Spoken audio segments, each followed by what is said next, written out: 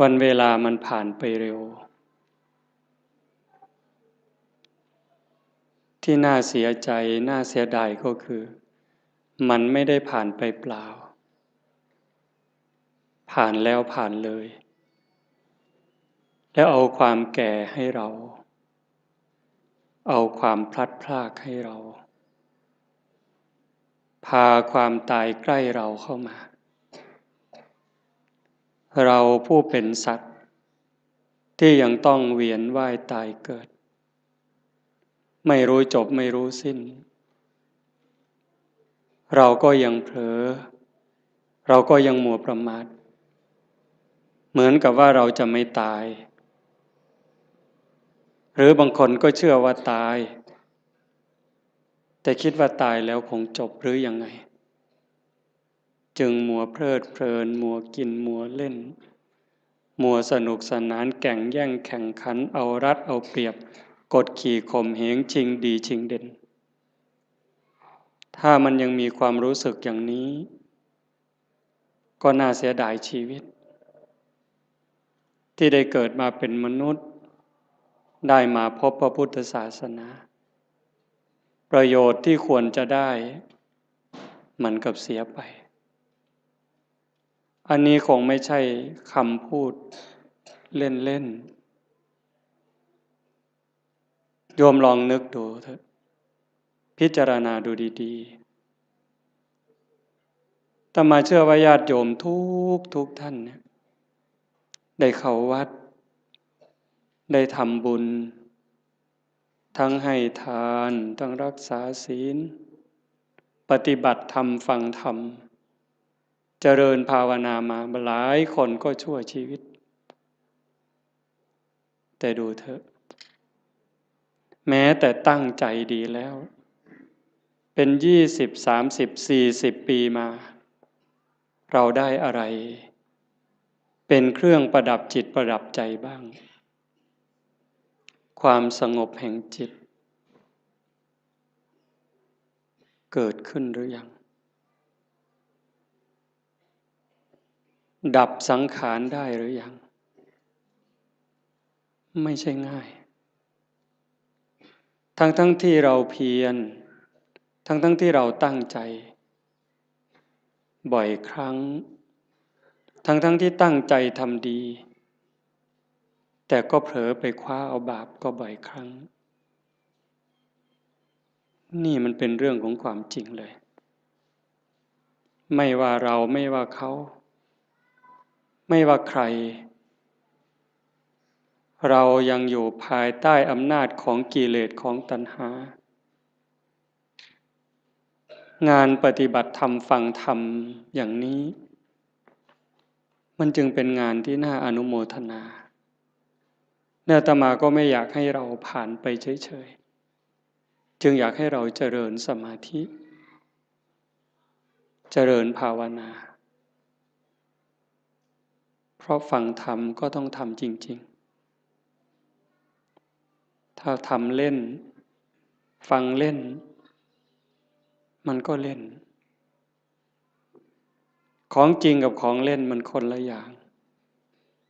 ในขณะที่เราหัวเราะสนุกสนานรู้หรือไม่ว่าความตายก็ไม่ได้ปล่อยโอกาสความแก่ก็ไม่ได้ปล่อยให้เราผ่านไปขณะเรากินเราเล่นเราสนุกสนานความแก่ความเจ็บความตายเขาก็ทำหน้าที่ไล่หลังเรามาตลอดเวลาแม้แต่เราทำบุญให้ทานรักษาศีลฟังธรรมเจริญภาวนาความตายความแก่ความเจ็บเขาก็ทำหน้าที่ตามปกติทั้งคนดีคนชั่วคนบุญคนบาปมหาโจรหรือพระอริยเจ้า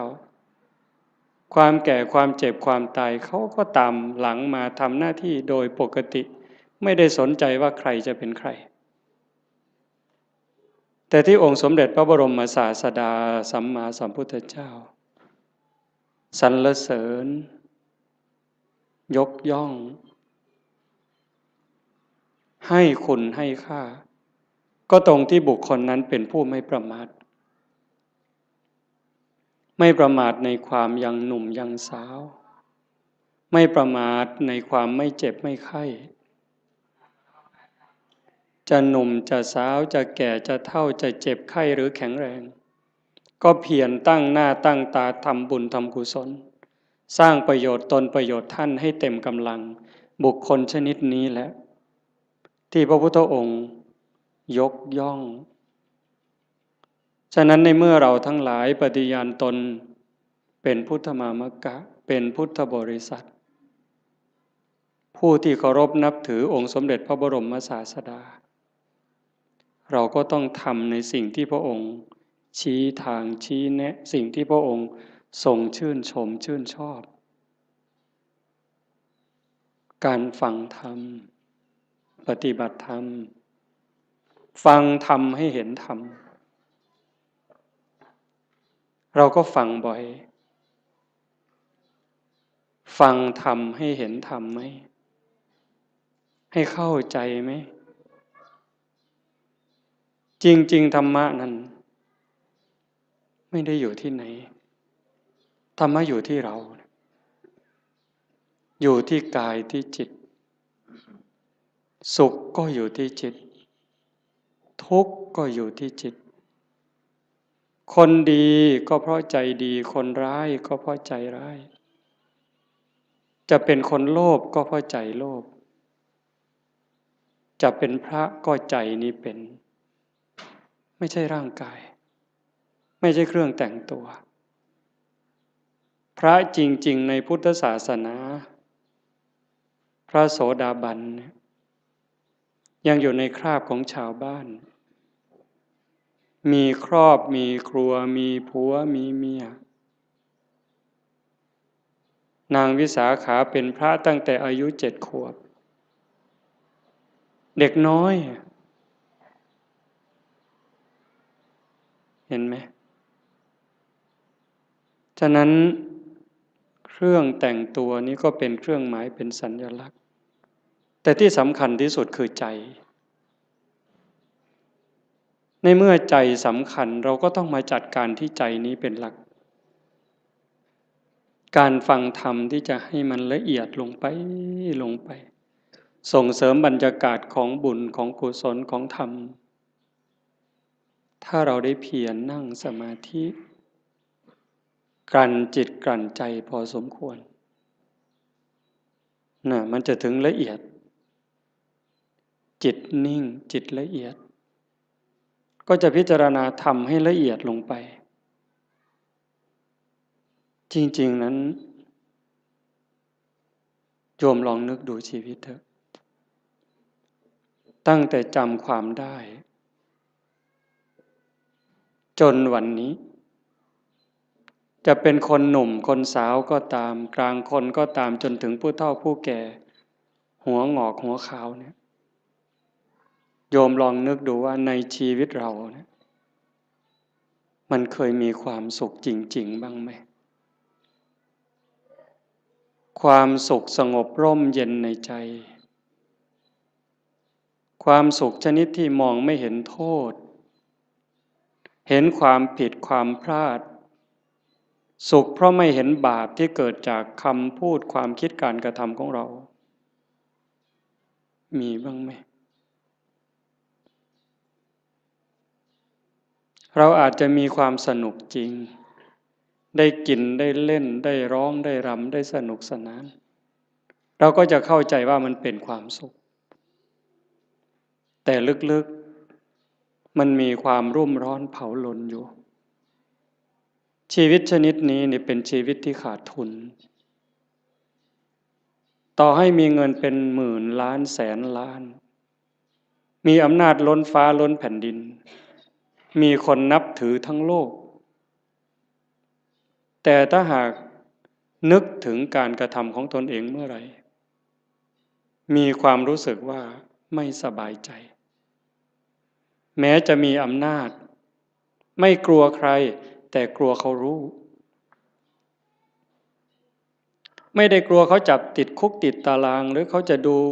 หมิ่นดูแคลนเขาจะเอาไปทำอะไรไม่ได้กลัวตรงนั้นแต่กลัวเขารู้ เท่านั้นความสุขก็หายแล้วแม้จะขู่ด้วยสายตาขู่ด้วยคำพูดคนที่รู้เรื่องของเราก็กลัวจนหำหดแต่ตนเองก็กลัวยมบาลจะรู้อยู่เองชนิดนี้แล้วมันหาความสุขไม่เจอความสุขสงบร่มเย็นจริงๆไม่ได้ตรงกันข้ามต่อให้ยากจนข้นแค้นหูหนวกตาบอดขอทานเลี้ยงชีวิตหากพิจารณาดูแล้วคำพูดความคิดการกระทำของตัวเองนึกถึงทีไรแล้วชื่นใจอิ่มใจภูมิใจสบายใจยิ่งคนรู้คนก็จะมีความสุขตามจะมีความภาคภูมิใจด้วย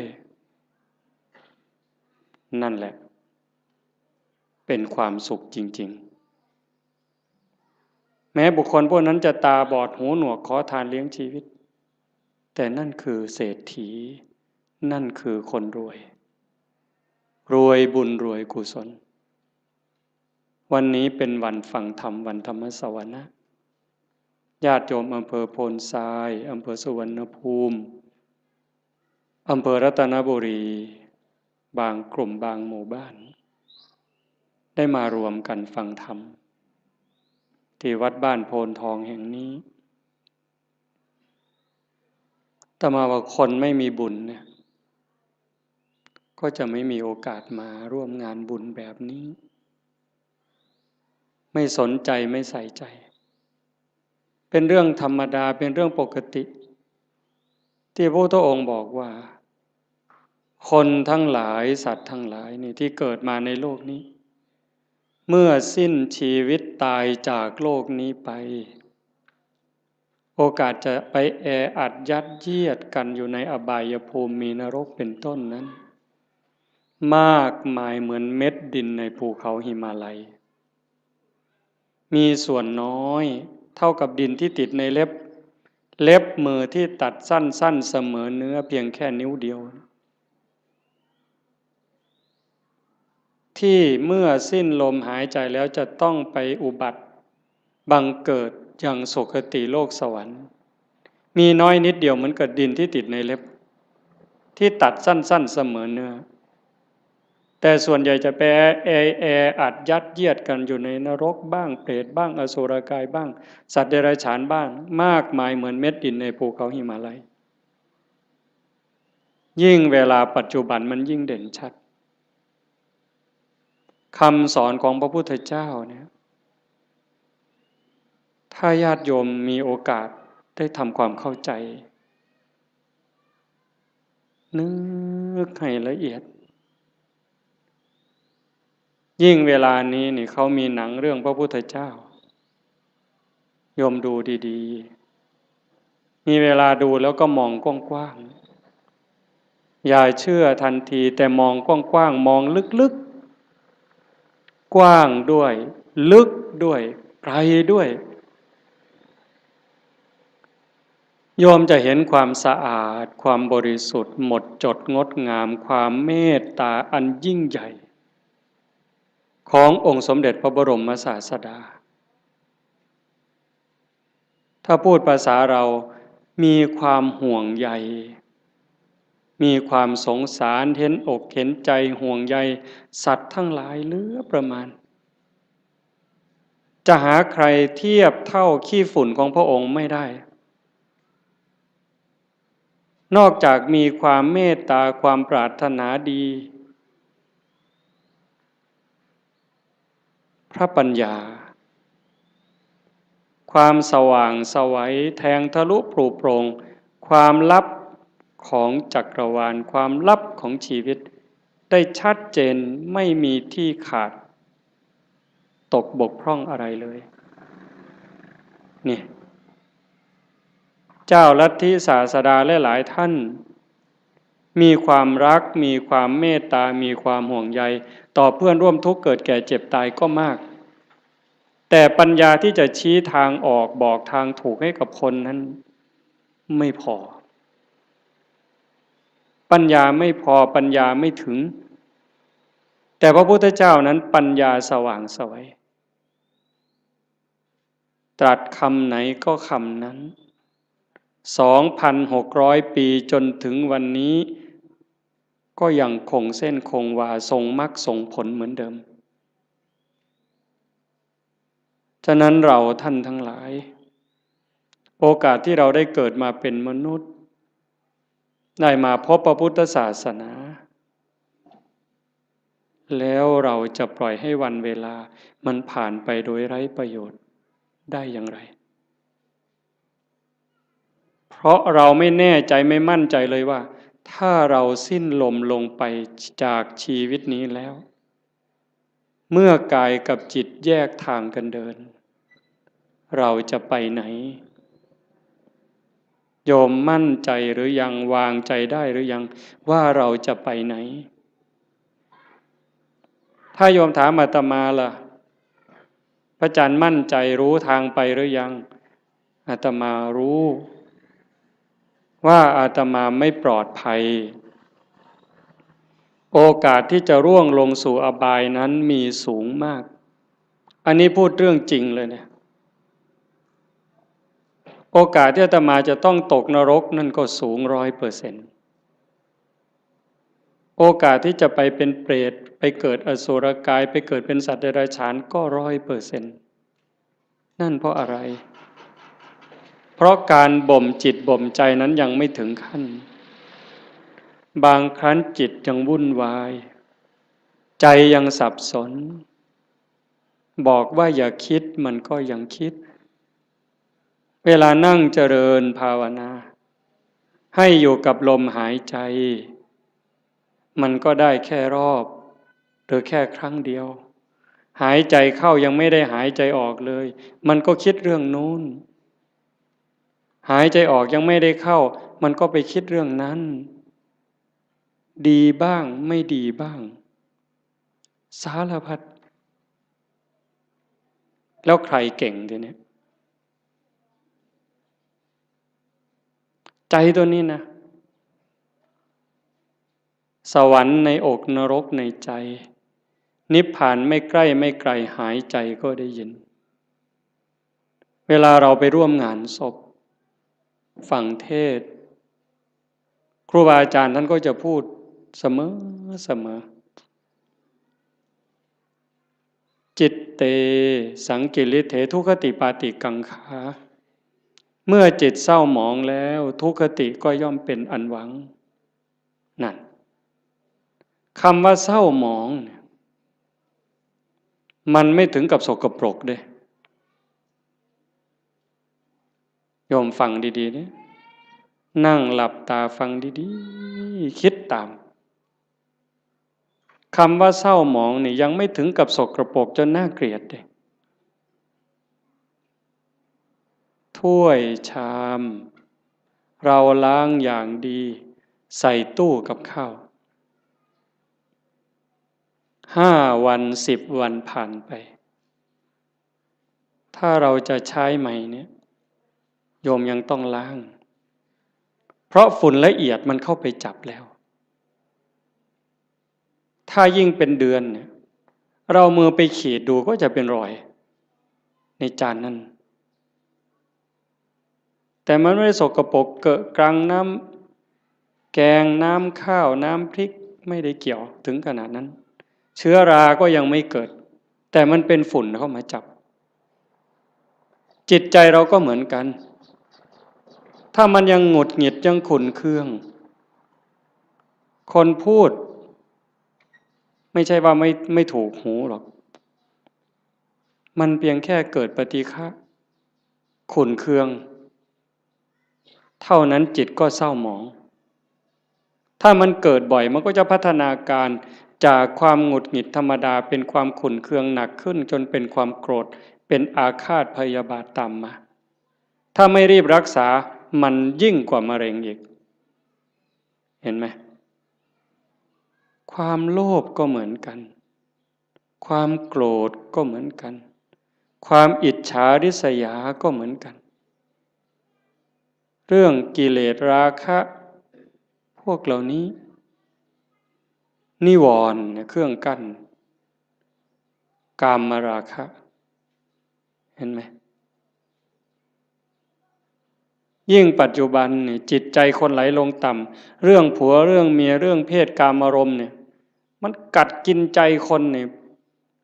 ไม่รู้หนุ่มรู้แก่ไม่มีเวลากลางวันกลางคืนไม่รู้ใครเป็นใคร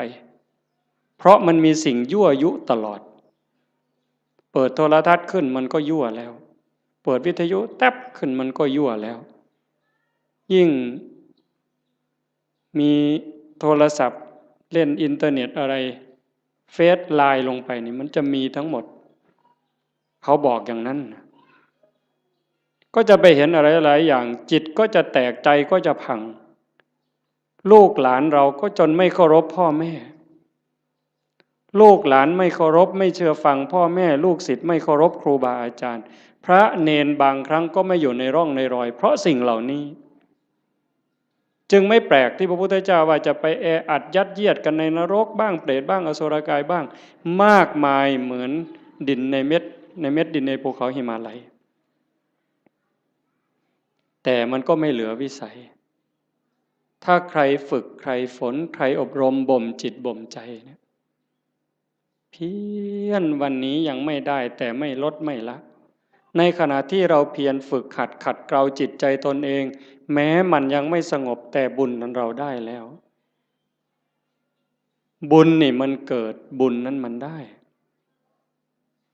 ถ้าเราเพียรเราขัดเราเกลาจนกั้นจิตไว้หายใจเข้าก็ชัดเจน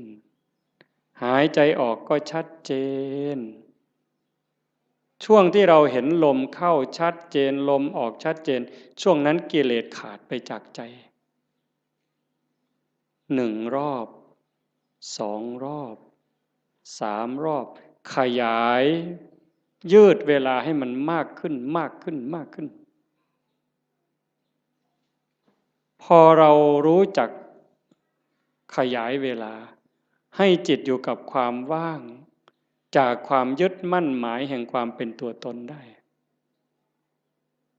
มันจะพัฒนาไปเรื่อยพรากเวทนา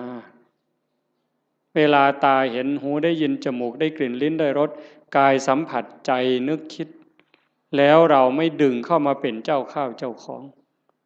รู้แล้วก็ปล่อยมันเป็นเรื่องของธรรมชาติกลับมาอยู่กับอารมณ์ขององค์พระกรรมฐานไว้เรื่อยๆถ้าเราทำได้อย่างนี้บ่อยๆนั่นเก่งแล้วแกร่งแล้วถ้าเรารักษาจิตสภาพนี้ไว้ได้ในขณะเป็นอยู่ในขณะเจ็บป่วยหรือขณะใกล้ตายจิตเราก็จะไปอีกทางหนึ่งจิตเตอสังกิริเถสุขติปาติกังขาเมื่อจิตไม่เศร้าหมองแล้วสุขติก็ย่อมเป็นที่หวัง เรื่องนี้มันอาจจะฟังยากไม่สนุกฟังแบบหนึ่งมันไม่สนุกเลยแต่ถ้าคนรักตนเองล่ะถ้าคนที่รักตนเองสงสารตนเองห่วงใยตนเอง ห่วงใยจิตวิญญาณตนเองนี่ฟังเรื่องนี้นี่มันจะสนุกมากมันจะดูดไปเลยฟังแล้วสนุกอยากติดตามอยากทำความเข้าใจมันจะติดตามแต่ติดตามเฉยๆมันก็จะไม่รู้ถ้าเราฝึกด้วยอย่างตอนนี้เนี่ยเอาคนที่พอสู้ได้เด้ยืดตัวตรงๆหายใจเข้ายาวๆลึกๆทำใจสบายๆปล่อยลมยาวๆสบายๆไม่กดไม่เกร็งพยายามตามเข้าตามออกหรือดูที่จุดลมกระทบถ้ามันเห็นอย่างนั้นความอิ่มใจมันจะเกิดวัน1 2 3 วันนี่ยังไม่เท่าไหร่ ถ้าเราทำไปเรื่อยๆผ่านวันที่3ผ่านวันที่4น้ำตาเริ่มมีนึกอะไรน้ำตาก็จะไหลมีความทุกข์ความวิตกกังวลพอน้อมจิตมาดูลมให้แนบสนิทสติดูที่จุดลมกระทบแนบสนิทลากลมละเอียดละเอียดเข้ายาวออกยาวความรู้สึกเป็นสุขอิ่มเอิบใจมันก็เกิดมาอันนี้ยังไม่ใช่วิเศษวิโสอะไรหรอกเป็นเรื่องธรรมดาถ้าเราทำไปเรื่อยๆเรื่อยๆกลั่นจิตกลั่นใจของเราอย่างนี้บุญนั่นมันมากกว่าทอดกฐินเป็น800 ล้านไม่ต้องลงทุนลงแรงเลยนะบุญนี่มันต้องใช้ทุนใช้เงินใช้ทองอยู่ในบางเรื่องทานเนี่ยแต่ว่าการยกจิตยกใจเนี่ยมันไม่ได้ใช้อาศัยบ้างนิดหน่อยการให้ทานเป็นเพียงแค่เครื่องประดับจิตประดับใจให้จิตใจได้อิ่มเอิบได้เป็นเครื่องหมายแต่ถ้าเราทานตัวนี้บริจาคความโกรธบริจาคความหงุดหงิดขุ่นเคืองความเห็นแก่เนื้อแก่ตัวความรู้จักเอารัดเอาเปรียบเนี่ยพยายามสลัดสิ่งนี้ออกไปให้ทานความสะดวกสบายออกไปฝึกฝนอบรมตนพอเราทำอย่างนี้บ่อยๆบ่อยๆมันจะได้ติดในองค์อาตมารับประกันเลยนะรับประกันแม้เราจะทุกข์จะยากจะเหน็ดจะเหนื่อยปวดหลังปวดเอวปวดแข้งปวดขาก็เถอะเมื่อเราเพียรทำเข้าทำเข้าทำเข้ามันจะรู้สึกชอบรู้สึกยินดีรู้สึกพอใจแม้บางครั้งที่เราเผลอพอมันทำจนชินบ้างแล้วเวลาเราเผลอมันลักมาอยู่กับลมหายใจความรู้สึกตัวสติสัมปชัญญะลักมาอยู่กับลมหายใจเหมือนกับตอนแรกๆเราฝึกกำลังเดินจงกรมกำลังนั่งสมาธิมันลักไปอยู่กับลูกกับหลานลักไปอยู่กับไร่กับนากับทรัพย์สินสมบัติแบบเดียวกันจิตมันกำลังจะไหลมาทางดีนี่นะเป็นสิ่งที่เราจะได้พึ่งพาอาศัยญาติโยมฟังอีกครั้งสิ่งที่เรากำลังมาทำไม่ว่าจะเป็นการให้ทานก็ตามการรักษาศีลนี่ก็ตามการฟังธรรมเจริญภาวนานี่ก็ตามสิ่งนี้จะเป็นสิ่งที่เราได้พึ่งพาอาศัยชาตินี้ก็ตามชาติหน้าก็ตามชาติต่อไปก็ตามแม้เวลาเจ็บเวลาป่วยเวลาใกล้ตายจะได้อาศัยสิ่งนี้ยิ่งกว่าแก้วแหวนเงินทองแก้วแหวนเงินทองลูกหลานสามีภรรยาจะมีมากมายมียศมีตำแหน่งยิ่งใหญ่ขนาดไหนถึงเวลาเราเจ็บไข้โยมไปดูเถอะอยู่ในหมู่บ้านก็ตามโรงพยาบาลก็ตามถึงคราวเจ็บป่วยหนักเข้าจริงๆเนี่ยคนจะรักเราจะเป็นสามีภรรยาเป็นลูกเป็นหลานเป็นพ่อแม่พี่น้องเพื่อนสนิทมิตรสหายเขาก็ช่วยไม่ได้แบ่งเจ็บไม่ได้แบ่งป่วยไม่ได้ผ่าตัดแทนไม่ได้กินยาแทนไม่ได้แล้วความหวาดกลัวที่มันเกิดล่ะถ้าบอกว่าต้องผ่าตัดหวาดกลัวไหมกลัวมีดหมอไหมกลัวจะสลบไม่ฟื้นไหมใครแบ่งล่ะพ่อแม่พี่น้องสามีภรรยาเพื่อนพ้องก็เพียงแค่ให้กำลังใจใจดีๆไม่เป็นไรหรอกเขาก็พูดได้เพียงแค่นั้นแต่ถ้าถามว่าถ้าเป็นเขาล่ะก็ไม่ได้ต่างจากเราหากเราฝึกจิตฝึกใจให้มันมีความมั่นคงเนี่ยทำจิตให้มันเกิดความมั่นคงมันไม่หวั่นไม่ไหวตรงนี้นี่ได้เปรียบตายก็ไม่ว่าเป็นอย่างนั้นจริงๆไงโยมเวลาที่เราฝึกสติฝึกสมาธิได้เกิดความมั่นคง มันจะไม่กลัว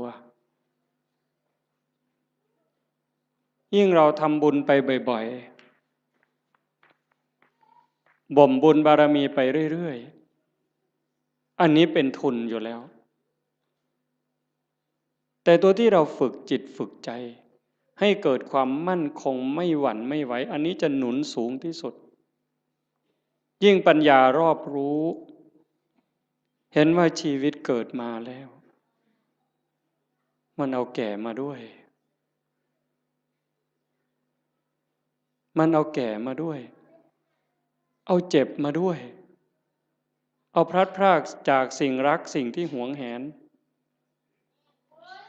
ให้เราไปประสบกับสิ่งที่เราไม่พึงพอใจไม่ปรารถนาเอาความผิดหวังในเมื่อเราตั้งใจอยากจะได้อย่างนั้นอยากจะมีอย่างนี้แต่ก็ผิดหวังอยู่เรื่อยพอตั้งใจปั๊บหวังปั๊บก็ผิดหวังเลยโยมก็เจอมาทุกคนเกิดเป็นธรรมดาแก่เป็นธรรมดาเจ็บเป็นธรรมดาสุดท้ายก็จะตายเป็นธรรมดาทำไมล่ะถึงต้องตายเพราะตายมันมาพร้อมกับเกิด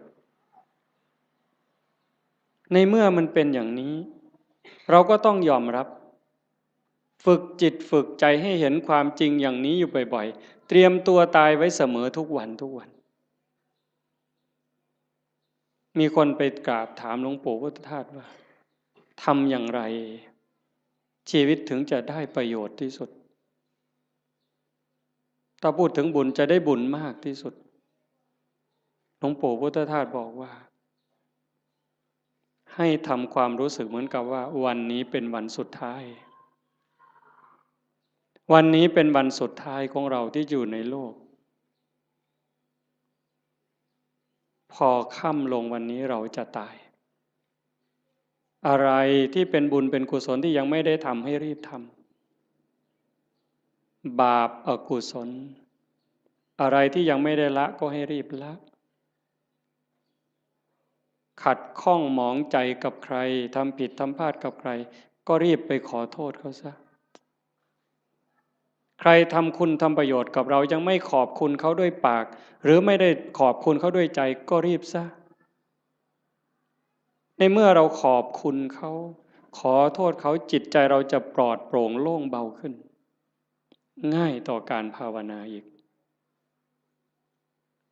จากนั้นก็พิจารณาชีวิตมันไม่มีอะไรเป็นของเราเลยโยมดูเถอะอันนี้โยมอย่าเชื่ออาตมานะโยมใช้สมองของโยมธรรมะมันอยู่ที่ใจเราโยมไม่ได้อยู่ที่คำพูดไม่อยู่ในหนังสือไม่อยู่ในพระไตรปิฎกเลยไม่ใช่เลยอยู่ในใจเนี่ยตัวรู้โยมมีพร้อมทั้งหมดทุกคนไม่ได้ต่างกันเวลาโกรธเนี่ยถ้าไม่มีธรรมะต่างคนก็ต่างอวดกันเนี่ยอวดความเกรี้ยวกราดความแกร่งกล้าความเลวร้ายของตนเองอวดโง่เขาว่าอย่าอวดดีนี่อาตมาว่ามันดีถ้ามีดีให้อวดนี่รีบอวดแต่ส่วนมากอวดโง่เห็นไหมกินเหล้าเลย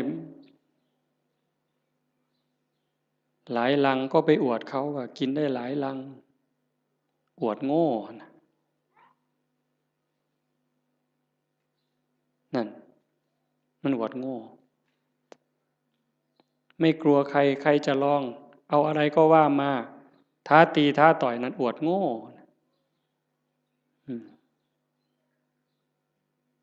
แล้วทำไมว่านั่งสมาธิได้3 วันไม่ขยับเลยมาแข่งกันไหมเนี่ยทำไมไม่มีใครคุยตัวนี้แต่เรื่องกินเหล้าเรื่องเล่นการพนันเรื่องเจ้าชู้ซ้ำซ้อนเรื่องลักเรื่องขโมยเอามาอวดคุยกันโอ้สิ่งที่เอามาอวดมาอ้างกันนั้นถามว่าเป็นบุญไหมไม่มีเลยเป็นประโยชน์ไหมไม่มีเลยแต่เรื่องนั้นทำจริงเด้ทุ่มเทตลอดชีวิตเด้นั่งเล่นไพ่ทั้งคืนนี่ไม่เยี่ยวเลย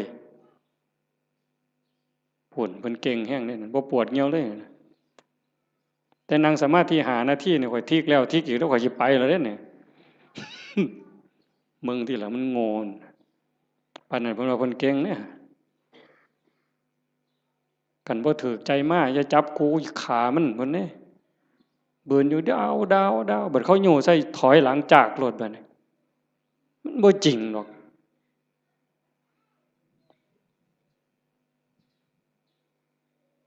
แต่เวลาทำคุณงามความดีนี่โอ้ยบ่คักแม่ใหญ่บ่คักเพิ่นเด้เพียรในการประพฤติปฏิบัตินี้ก็ไม่เท่าไหร่แต่ก็ยังดีเรามาขนาดนี้ก็ให้เราเข้าใจว่าเรากำลังเก็บเกี่ยวสัมภารธรรมค่อยๆเก็บค่อยๆตำเก็บกรรมเพิ่มเติมทีละนิดทีละหน่อยอย่าสนุกสนานมากหัดพรากด้วยดิหัดพรากจากลูกจากหลานบ้างเบิ่งจังหนึ่งก็เป็นตะลุโตนย่ายอยู่ดอกกันบ่ไปออเซาะเลี้ยงหลานก็ย่านเขาบ่ให้กินก็ทำท่าหักลูกเขาไปซั่นละพอเขาให้อยู่นำที่จริงนี่เขาเห็นหมู่เจ้าหมดประโยชน์แต่โดนแล้วได้หมู่เจ้าฮู้บ่เด้ท่านฮู้ตัวบ่ว่าเขาว่าหมู่เจ้าเป็นคนบ่มีประโยชน์แล้วเด้ซุมื้อใครแน่แต่ครูบาได้พอได้ย่องหมู่เจ้านี่พอได้กินข้าวนำมื้อซื่อเด้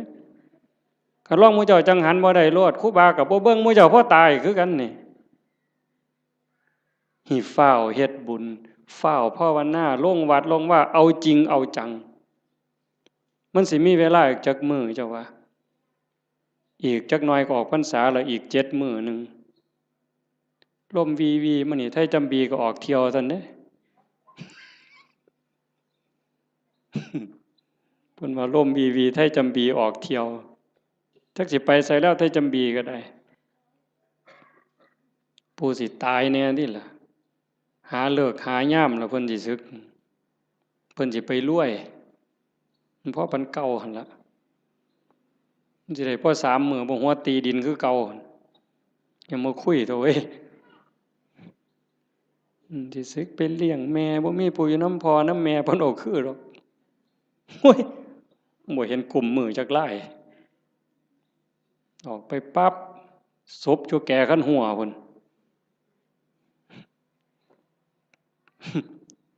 บ่พอข้าวตีกันแล้วบักทิศนั่นเพิ่นว่าแม่ยากอีกบัดนี้ไปเว้าค่วมไปเสียค่าเหล้าให้มันบักทิศทิศมาจากคำว่าบัณฑิตผู้ฮู้ผู้ฉลาดฮู้ดีฮู้ชั่วหมดแล้วเป็นหยังจังไปฆ่ากันตีกันให้แม่ยากแหวงให้แม่ไปเสียค่าเหล้ามันปลอมบวชมันจะ3ศาสตร์พุ่นเนาะครูบาเขียวเจ้าของมันหูดำหูแดงมึงนะเพราะว่าโอกาสที่จะอยู่ในสภาพเช่นนี้เวลาที่จะเก็บเกี่ยวบุญกุศลฝึกตนเองแบบนี้มันไม่มีจะหมดโอ้ว่าแล้วก็เรื่องหนึ่งเด้อยายเด้อจะว่าเรื่องดีก็ดีเด้เรื่องน่าสลดใจก็น่าสลดใจแต่ทุกอย่างมันมีคู่ในความชั่วก็มีความดีในความรู้สึกสลดใจก็มีความภาคภูมิใจอยู่ในนั้นตอนนี้สามเณรทางจังหวัดศรีสะเกษ19สามเณรในโรงเรียนนี่แหละเพราะมันป่านนั้นนี่ยังเป็นของจริงอย่าไปเฮ็ดเราเด้อปล่อยแล้วกันสุดยอดแล้วล่ะนะ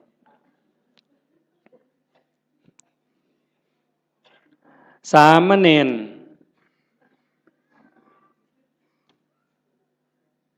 เห็นญาติโยมไปจำศีลเนี่ยฟังดีๆได้เรื่องนี้นะสามเณรเห็นญาติโยมพ่อใหญ่แม่ใหญ่ไปจำศีลวันพระไปอยู่วัดโยมตั้งใจไปปฏิบัตินิมนต์พระพาเดินจงกรมพระกับผ้ายางจงกรมบ่ได้บูจักดอกเฮ็ดเอาโลดพาทำวัดในขน่อยว่าไปโลดมื้อเจ้านั่นว่าไปโลดบ่แม่นแถว101ได้เว้าเพิ่นศรีสะเกษดอกมาหัวเฮ็ดหยังเดี๋ยวนี้ครูบาว่าเฮ็ดเอาโลดทำยังไง หลายปีผ่านมา3 ปี5 ปีสามเณรน้อยๆนี่มีใจสามเณรน้อยนี่มีใจขออนุญาตไปปฏิบัติธรรมแบบหนักๆเลยตื่นตี 2นอน4 ทุ่มไม่พูดไม่จา19สามเณรเนี่ยไปเพื่อฝึกเดินจงกรมฝึกนั่งสมาธิเพื่อจะมาพาคุณยายทั้งหลายที่ไปจำศีลในแต่ละวัดเนี่ยสามเณรตั้งแก๊งสามเณรเพื่อจะไปสอนญาติโยมปฏิบัติธรรมเนี่ยตรงที่สลดใจก็คือพระสงฆ์องค์ข้าเจ้าไม่ทำหน้าที่ตรงนี้ตรงที่น่าภูมิใจก็คือลูกเนนนี่ตัวเล็กๆ14 ปี15 ปีรักบ้านรักเมืองรักพระพุทธศาสนานึกถึงบุญคุณข้าวน้ำของญาติโยมที่ใส่บาตรให้ปัจจัยไปเรียนหนังสือ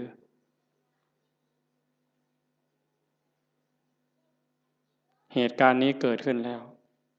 อาตมาได้ยินข่าวอาตมาก็จะสนับสนุนเต็มกำลังเลยตัวเนี้ยดังนั้นญาติโยมโอกาสที่เราจะมีโอกาสมาร่วมกันฟังธรรมประพฤติปฏิบัติ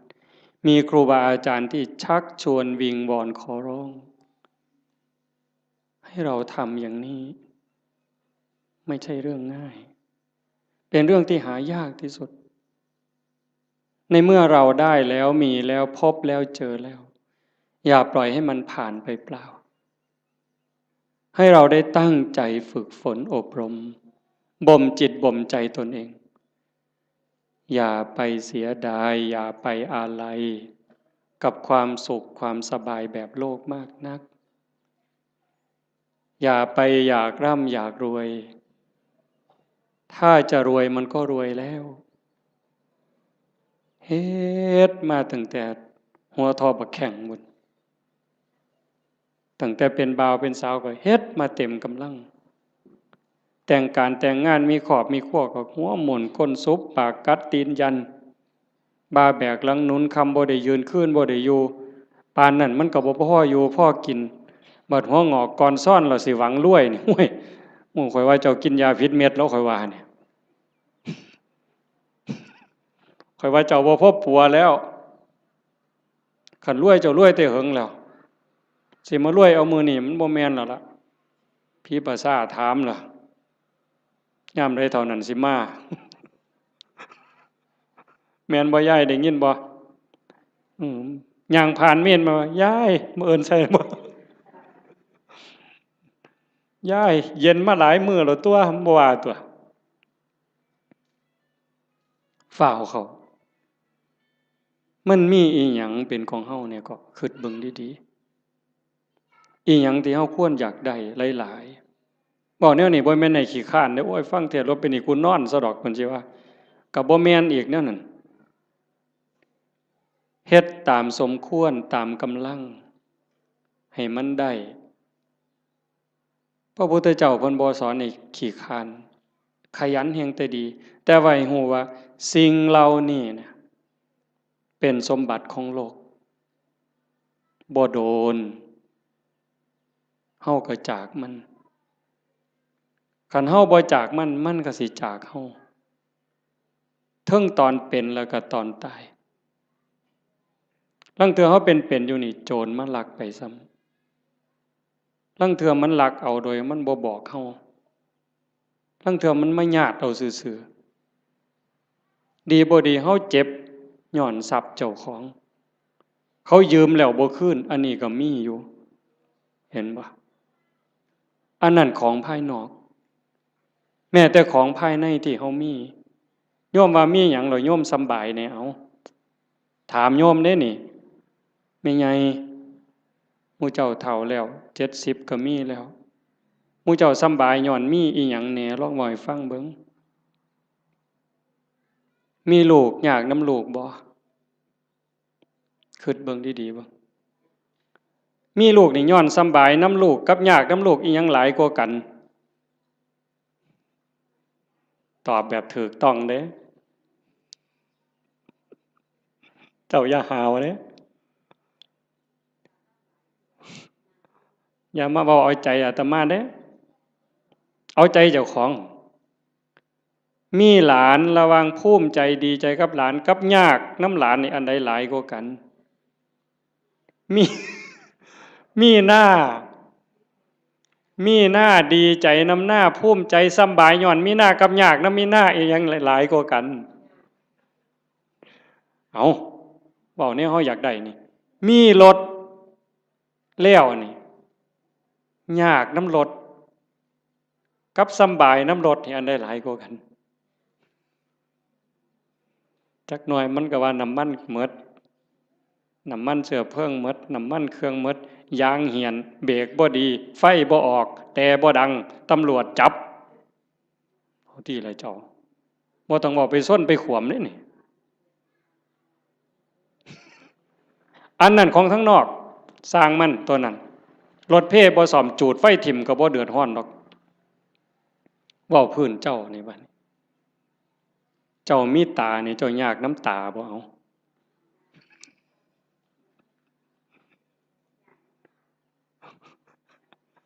บ่ท่านว่าไปฮอดขาดอกบ่ซ้ำตานี่เอายากน้ำมันบ่นี่มีผมนี่เจ้าว่ายากน้ำผมนี่ซ้ำใดเจ้าว่า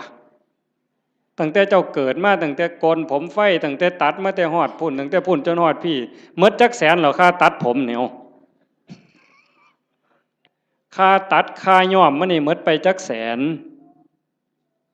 ผู้บางคนผมยื้อผมซื้อกับเฮ็ดให้มันหยองเอาลองเบิ่งเจ้าเอา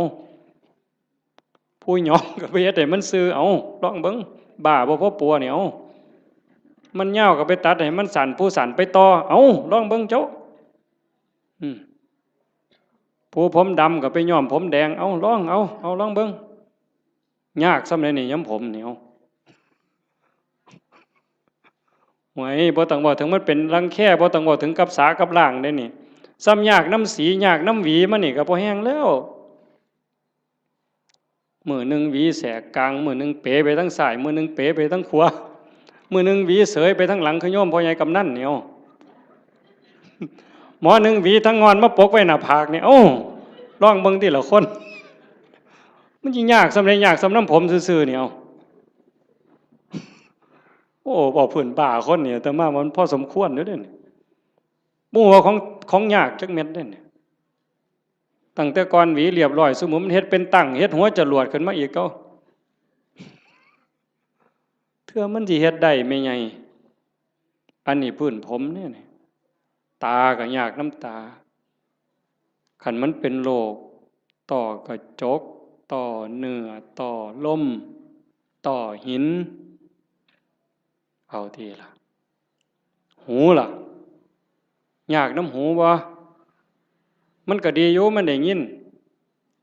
แต่ว่าได้ยินเขาด่ากับขอบมันมีหูเนี่ยละเว้ยขันกูหูหนวกกูก็สิบ่เดือดร้อนซะดอก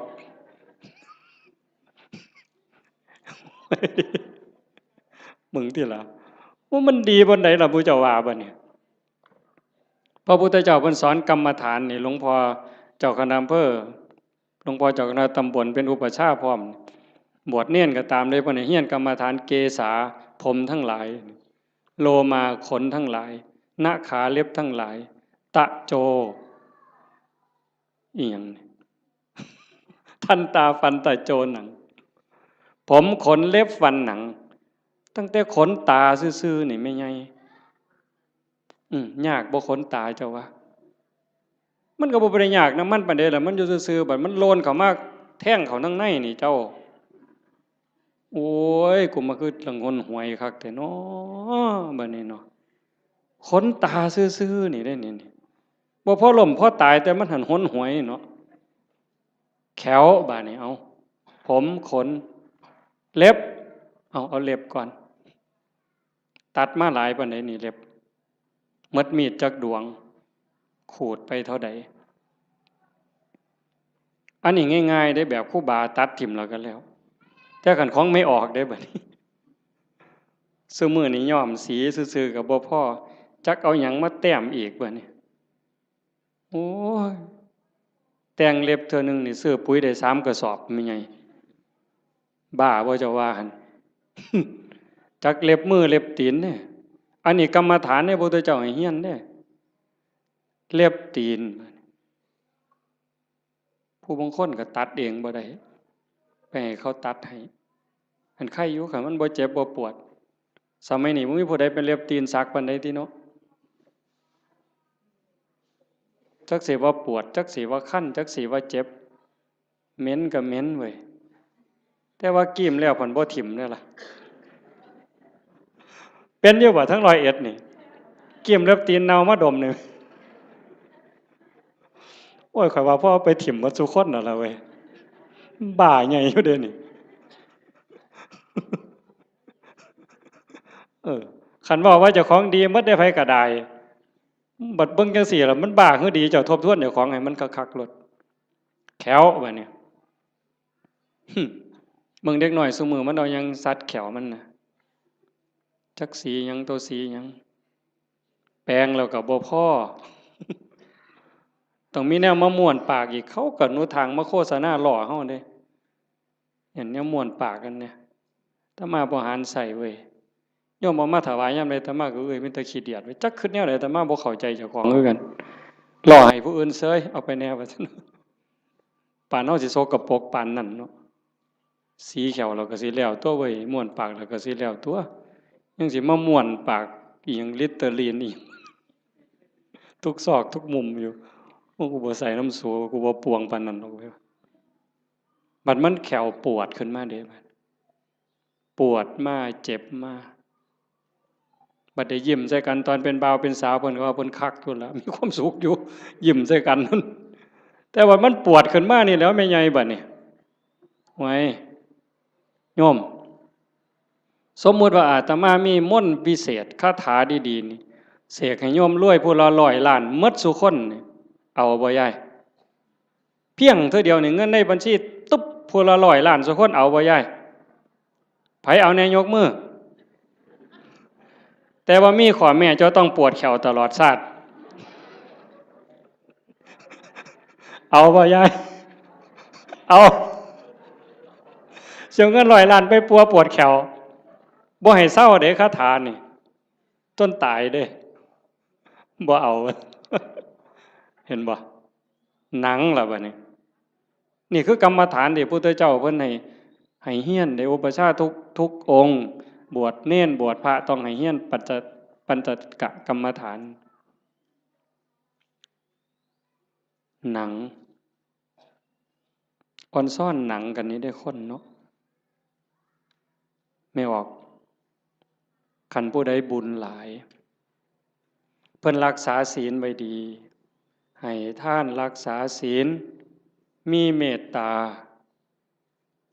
เกิดมาชาติหลังนั้นเพิ่นสิเป็นคนมีผิวขาวผิวงามผิวเนียนดำก็ดำงามมันเถาะขาวก็ขาวงามผิวเกลี้ยงใสบ่มีฝ้าบ่มีสิวบ่มีกระหนังเต่งตึงเป่งปังว่าซั่นเถาะอันนั้นย้อนบุญเด้อันผู้บางคนบัดนี้ขาวก็ขาวอยู่ดำก็ดำอยู่แต่ว่าเป็นด่างๆจังซี่ก็มีย้อนบาปเด้นั่นย้อนบาปบ่มีศีลแน่ขี้โกรธขี้เคียดแน่อาฆาตจองเวรแน่สารพัดนั่นล่ะบาปบ่น้ำบาปมันนี่ก็มาหลงกันอยู่บนนี้จริงๆนั่นมันก็มีแค่หนังบางๆเพิ่นว่าหนังของเราผู้หนึ่งหนังกำพร้าที่บอกว่าสวยผิวเนียนขาวอมชมพูเนี่ยกับผิวดำผิวด่างขี้กากขี้เกลื่อนทั้งหมดเนี่ยแต่ละคนนี่ลอกออกมาปั้นเขากลมๆนี่ทอกับบักท่านหน่วยเดียวซ้ำนี่นึงนี่ห่อไว้ซ้ำนี่ล่ะมองเฮาหลงกันว่างามบ่งามก็ซ้ำนี่ล่ะแต่คันขูดหนังกำพร้านั่นออกมาปึ๊บมันสิคือกันหมดพอแต่ไต่หนังกำพร้าลงไปปั๊บก็สิมีน้ำเลือดน้ำเหลืองน้ำหนองแดงใจว้ายอยู่จังซั่น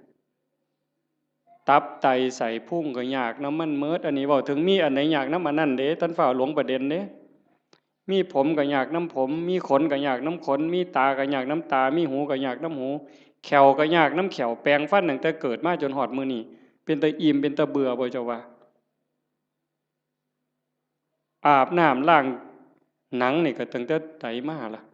ก็ยังบ่ทันแล้วอยู่เด้จนก็เอาน้ำร้อนล้างเทื่อสุดท้ายมันยังจบบ่ได้ล้างเองดอกตอนนั้น ก็ล้างให้จังสิเศร้ามีตับก็ยากน้ำตับยากบ่อันเฮาบ่ทันว่าเป็นโรคตับนี่เฮาบ่งึดน้ำมันปานใดเด้แต่คันเขาว่าเป็นโรคปั๊บยากล่ะมีไตยากน้ำไตมีปอดยากน้ำปอดมีอันใดยากน้ำอันนั้นสุดท้ายก็ย้อนมีชีวิตก็จังได้ยากพระพุทธศาสนาเพิ่นสอนบ่ให้เกิดคันบ่เกิดเสียอย่างเดียวจบปัญหาที่เขาต้องมาถูกข์มายากมาลำบากลำบนมาเกิดมาแก่มาเจ็บมาตายนี่ย้อนมันมีเกิดเฮ็ดจังไดจังสิบ่ได้เกิดเฮ็ดตามคำสอนพระพุทธเจ้าก็เริ่มต้นจากการละบาปซะก่อนละบาปบ่ทำบาปด้วยกายวาจาใจแล้วก็ทำบุญกุศลให้หลายๆทำบุญด้วยกายด้วยวาจาด้วยใจให้ทานรักษาศีลเจริญภาวนาฟังเทศน์ฟังธรรมอ่อนน้อมถ่อมตนก็เฮ็ดอยู่จังสิเพียรประพฤติปฏิบัติขัดเกลาเจ้าของเฮ็ดบุญกุศลให้ได้หลายแล้วก็ฝึกชำระจิตชำระใจให้มันสะอาดบริสุทธิ์เฮ็ดหยังลงไปแล้วให้มันผ่านไปได้บ่คันบ่ภาวนานี่จบเลยบัดนี้ตรงนี้ใส่เวลาอีกจักนิดนึงสะจิตตะปริโยทปนังชำระจิตให้ขาวรอบจากการละบาปมาบำเพ็ญบุญกุศลให้หลายๆเป็นเครื่องรอเลี้ยงเป็นเครื่องจูงจิตจูงใจยกจิตยกใจแล้วมาว่างฝึกปล่อยฝึกว่างโดยเฉพาะเจริญพระกรรมฐานหัดให้กายกับใจทำงานอันเดียวกัน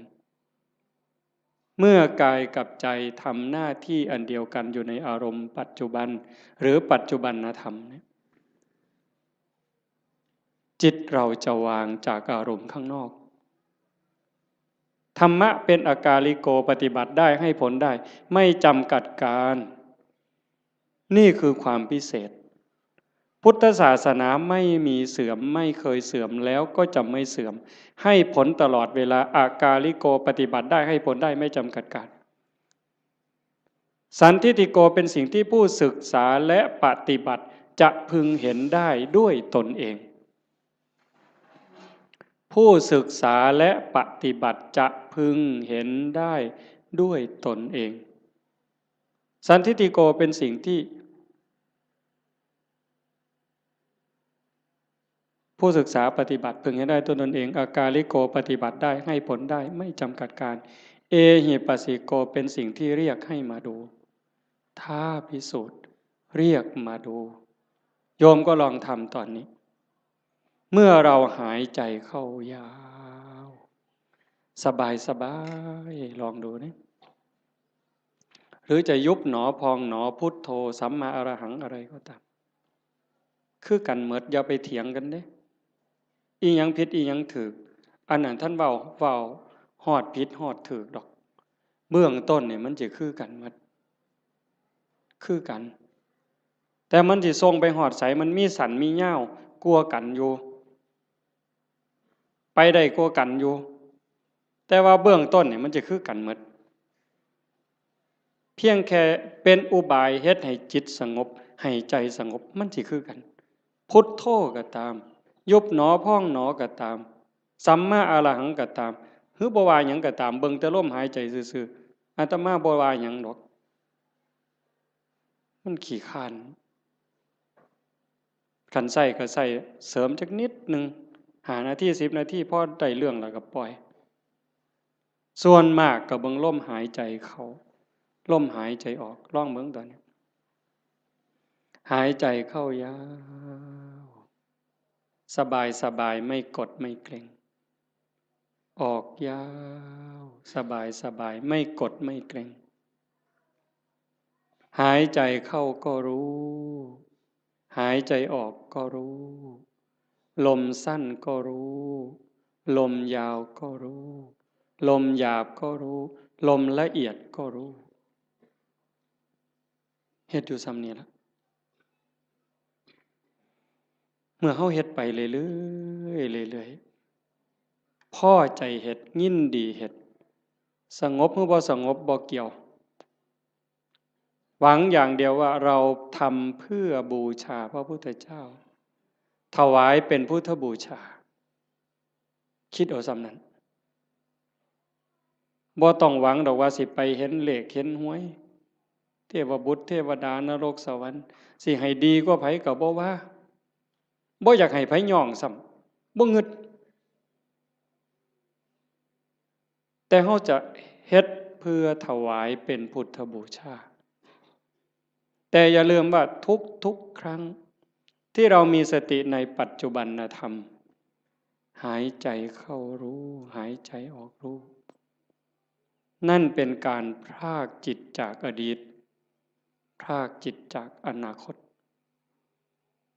ถ้าอยู่กับปัจจุบันได้นั่นคือชำระจิตอยู่ตลอดถ้าเราย้อนไปสู่อดีตปั๊บความทุกข์จะเกิดทันทีอย่าเชื่อเด้ผู้ศึกษาและปฏิบัติจะพึงเห็นได้ด้วยตนเองเด้เมื่อจิตย้อนไปสู่อดีตจะเป็นต้นเหตุทันทีจิตที่ส่งออกนอกเนี่ยเป็นสมุทัยผลที่เกิดจากจะส่งจิตออกนอกเนี่ยจะเป็นทุกข์ย้อนไปอดีตปั๊บคือเห็นตอนเป็นบ่าวเป็นสาวมือเจ้าไปเลี้ยงงัวไปจีบกันเป็นยังไงคือหอดความเก่าความหลังจิตหล่องลอยไปแล้วลังเธอก็ดีใจก็ย้อนความหลงนั่นแหละทุกข์ได้ฮะเห็นเขาว่าให้เสียใจเห็นเขานอกใจคือคนนั้นด่าคนนี้ว่าเฮาคนนั้นเอาเปรียบเฮาทุกข์อีกโกรธอาฆาตเป็นทุกข์เห็นบ่ขันบ่ย้อนไปอดีตเตลิดไปสู่อนาคตมื้ออื่นสิเป็นจังใดสิกินหยังอยู่หยังลูกสิเป็นจังใดหลานสิเป็นจังใดทุกข์อีกล่ะวาดวิมานในอากาศหวังกระทุกข์แต่ขันอยู่กับปัจจุบันปั๊บย้อนกลับมาอยู่ในลมหายใจหรืออยู่ที่พุทโธหรือสัมมาอรหังยุบหนอพองหนอปั๊บจิตพรากจาก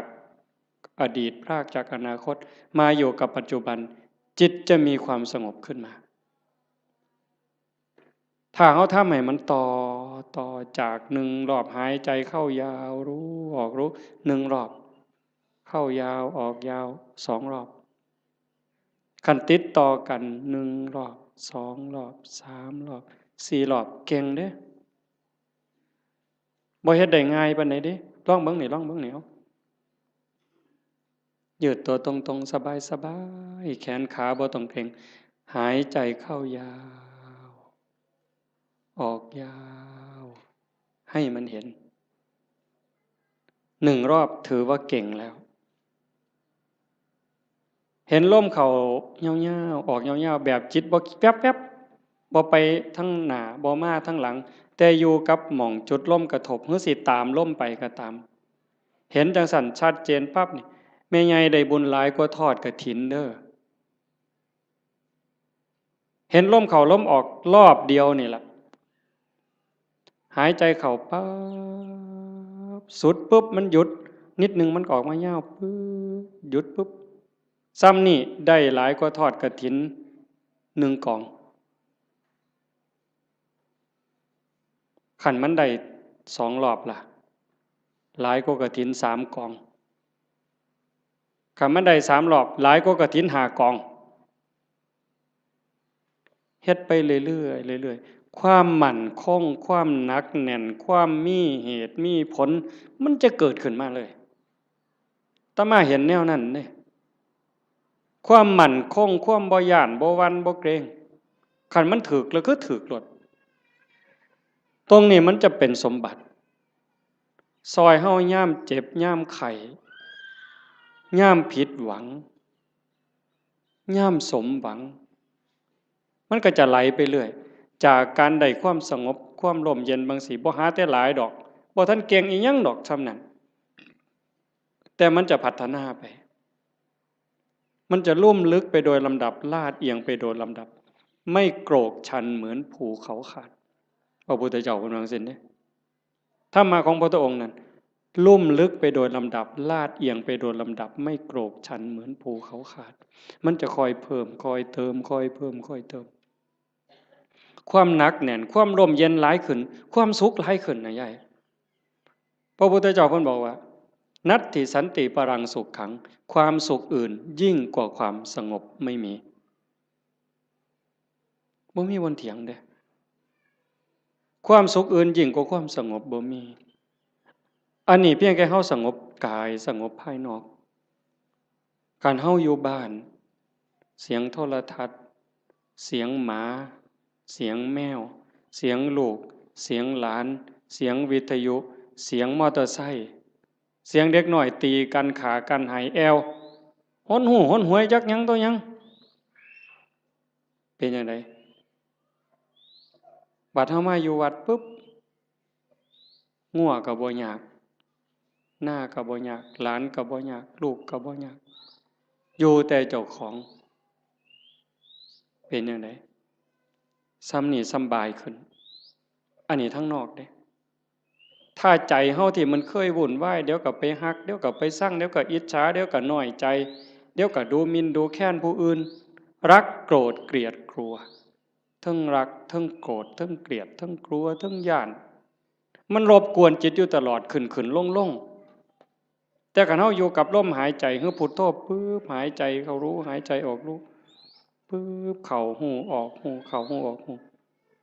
จิตเริ่มนิ่งลงสงบลงสงบลงความอิ่มใจมันจะค่อยเกิด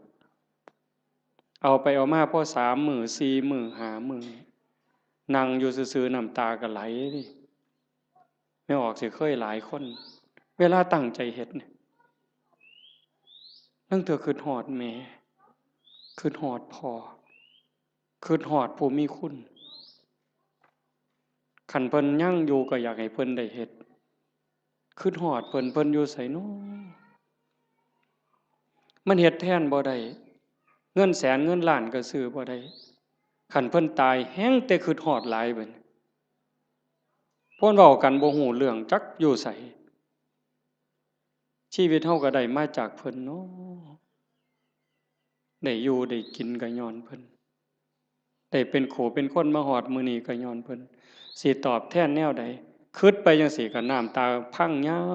วๆๆเฮ็ดจังไดบัดนี้สรุปโอ้ยเฮาก็ต้องเฮ็ดดีแล้วบัดนี้แม่ตายจากพ่อตายจากเพิ่นมาเฮ็ดนำเฮาบ่ได้ชีวิตเฮาก็เป็นของเพิ่นเฮาเฮ็ดดีเพิ่นก็ได้น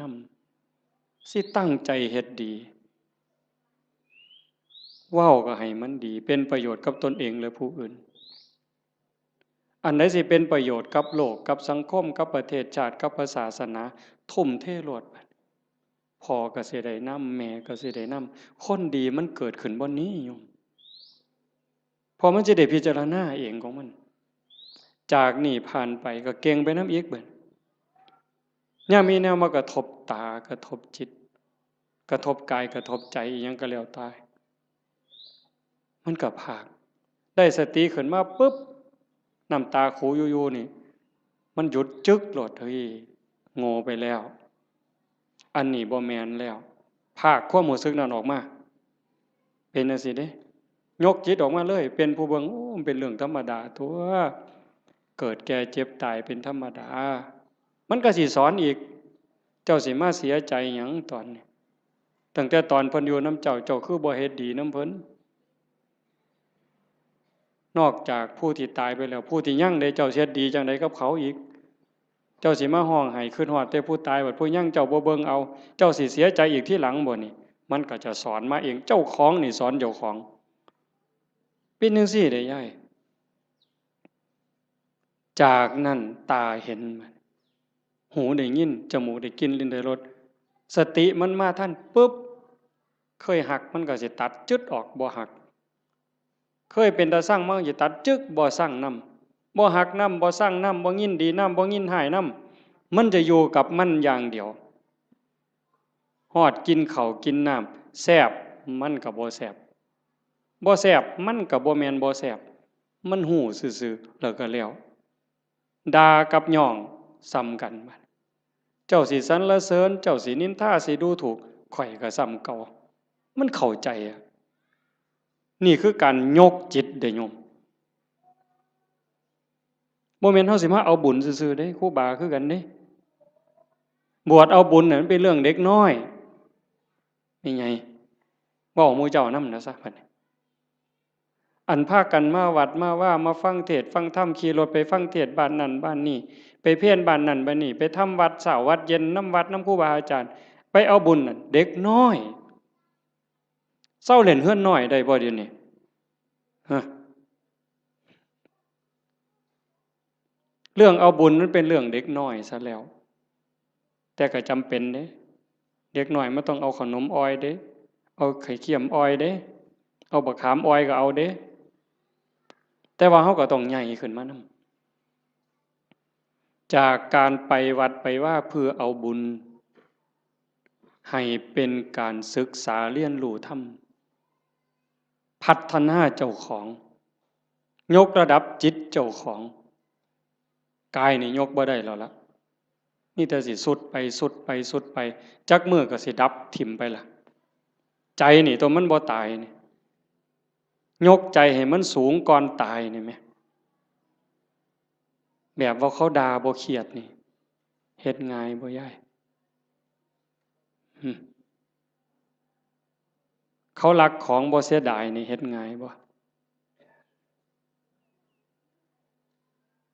ยากเด้คันเฮาบ่ฝึกมื้อนี้สิไปฝึกมื้อใดบัดจังว่ามาวัดมาว่ามาปฏิบัติคือการมาฝึกเจ้าของยกใจเจ้าของอย่าให้มันไปยินดียินหายอย่ายินดีในเวลากระทบกับอารมณ์ที่น่ายินดีอย่ายินร้ายในอารมณ์ที่น่ายินร้ายมันเฮ็ดบ่ทันใดมื้อนี้ก็เพียรมันฝึกมันฝนมันประพฤติปฏิบัติเฮ็ดเอาคันเฮาเข้าใจแล้วมันจะหูทางเฮ็ดอยู่เด้มื้อเช้าอาตมาบอกโยมวัดโน่นกุลมว่าจากมื้อนี้ไปนี่ให้หาข้อบกพร่องเจ้าของทุกคนหาจุดอ่อนเจ้าของคิดพอปั๊บเขียนใส่กระดาษหน่อยไว้รถนี่เฮามีจุดอ่อนบ่นี้ขี้น้อยใจขี้โกรธหรือมักย่องเจ้าของว่าเจ้าของดีกว่าเขาหลายเห็นให้มันเห็นด้วยใจเข้าใจเจ้าของเบิ่งเจ้าของให้มันคักเห็นจุดอ่อนแล้วก็แก้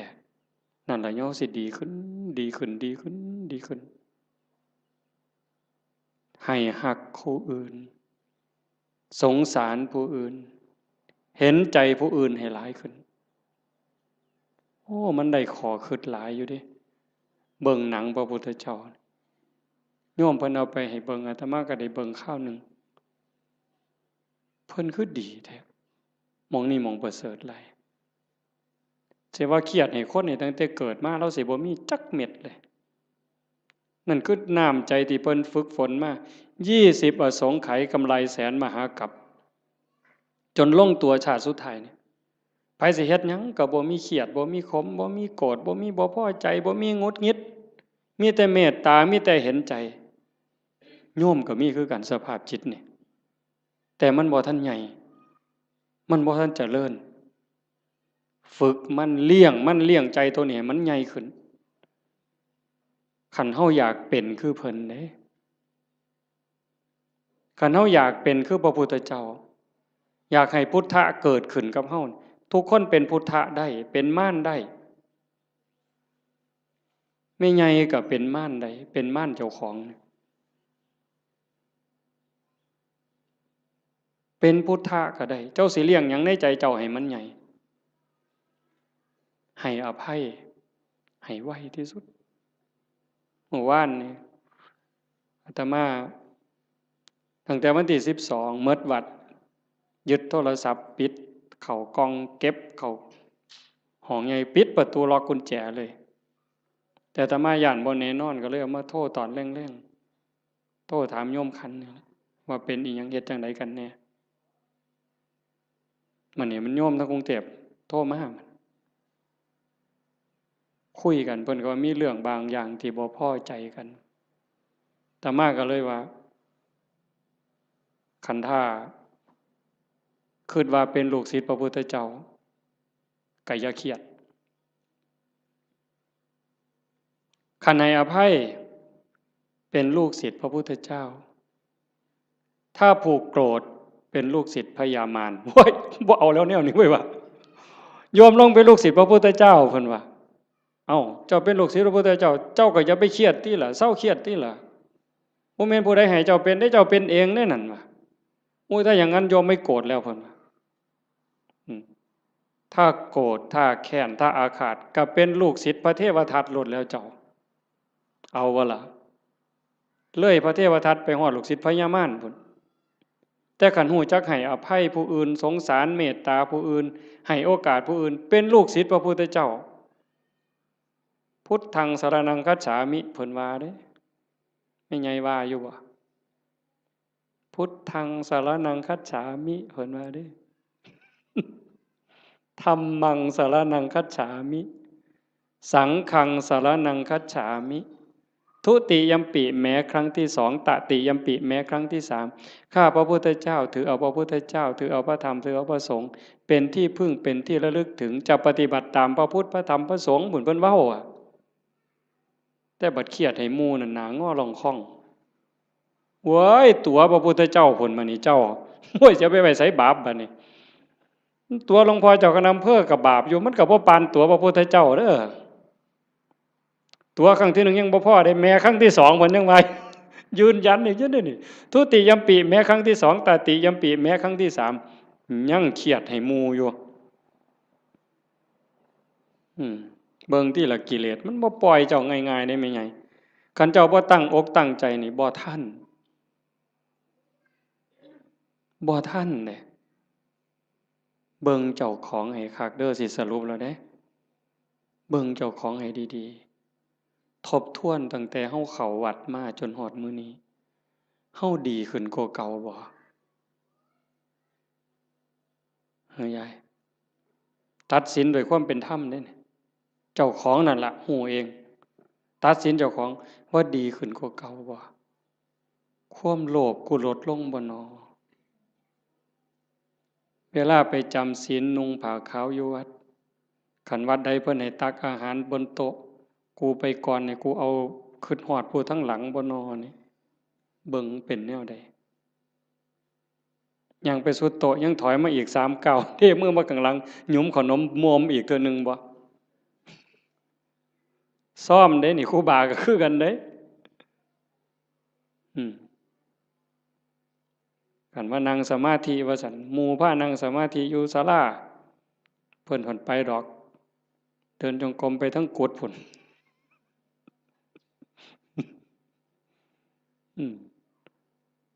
ยามปฏิบัติธรรมงานปริวาสคือกัน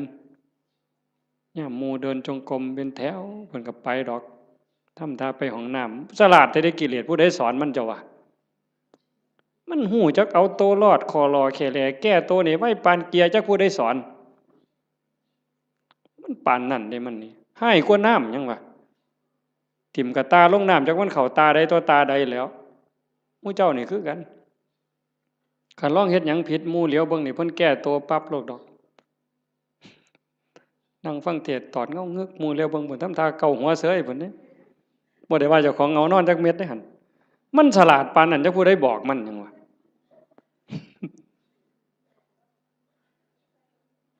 เดินจงกรมงอกไปทางกดเพิ่นปั๊บหมุนปึ๊บ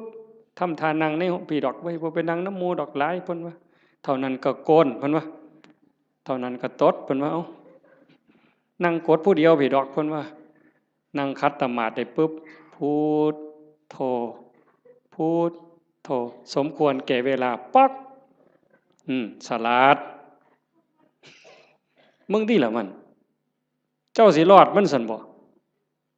มันต้องอยู่น้ำมูเอาจริงเอาจังน้ำครูบาอาจารย์ตายเป็นตายเอาพ้นบ่ตายกูกับบ่ตายปานนั้นตัวเถื่อมันสิเป็นขู่เป็นคนนี่ไม่ไงตามใจเจ้าของนี่พังหมดหลวงปู่บุญเสริมนี่เรามาอยู่น้ำหลายปีตามใจตัวชั่วระยำเราบ่ว่าธรรมดาเด้ตามใจตัวชั่วระยำแม่นความเพิ่นอาตมาบ่เถียงอาตมานี่ล่ะผู้หนึ่งยิ่งว่าเจ้าของเป็นอาจารย์นี่โหยมือบ่อยากลุกนี่หาว่าเจ้าของเมื่อยพุ่นเด้โอ้ยเฮาเมื่อยเว้ยเพิ่นว่าจะคิดเรื่องหยังต่อเรื่องหยังเรื่องบ้านเรื่องคนแน่ผู้นั้นก็มาถามผู้นี้ก็มาถามบ่ได้พักบ่ได้พรเพิ่นว่ามื้อคืนมาดึกเพิ่นว่าเด้อันลูกวัดบ่ลูกนี่นอนตายนอนกินวัดกินว่าพุ่นเพิ่นว่าคือ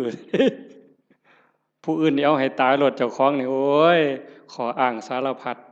วางต้นปีนี่เขายังว่าสิตายแฮงแต่ได้ทามันกิเลสบัดนี้บ่ต้องลุกดอกเขาว่าเจ้าบ่สบายเขาฮู้หมดวัดนั่นล่ะโว้ยบัดเฮ็ดแนวอื่นบัดนี้นะบ่เป็นเรื่องเป็นราวบ่ได้คิดว่าเจ้าของโซ่จักเม็ดบัดนี้เป็นแนวนั้นเด้ทั้งนั้นต้องทบทวนเบิ่งเจ้าของตั้งแต่มื้อฮู้จักความมามื้อเข้าวัดเข้าว่ามา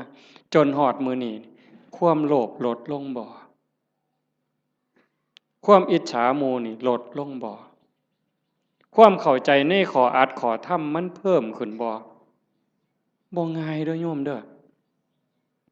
อันนี้กิเลสมันก็ฉลาดอีกเด้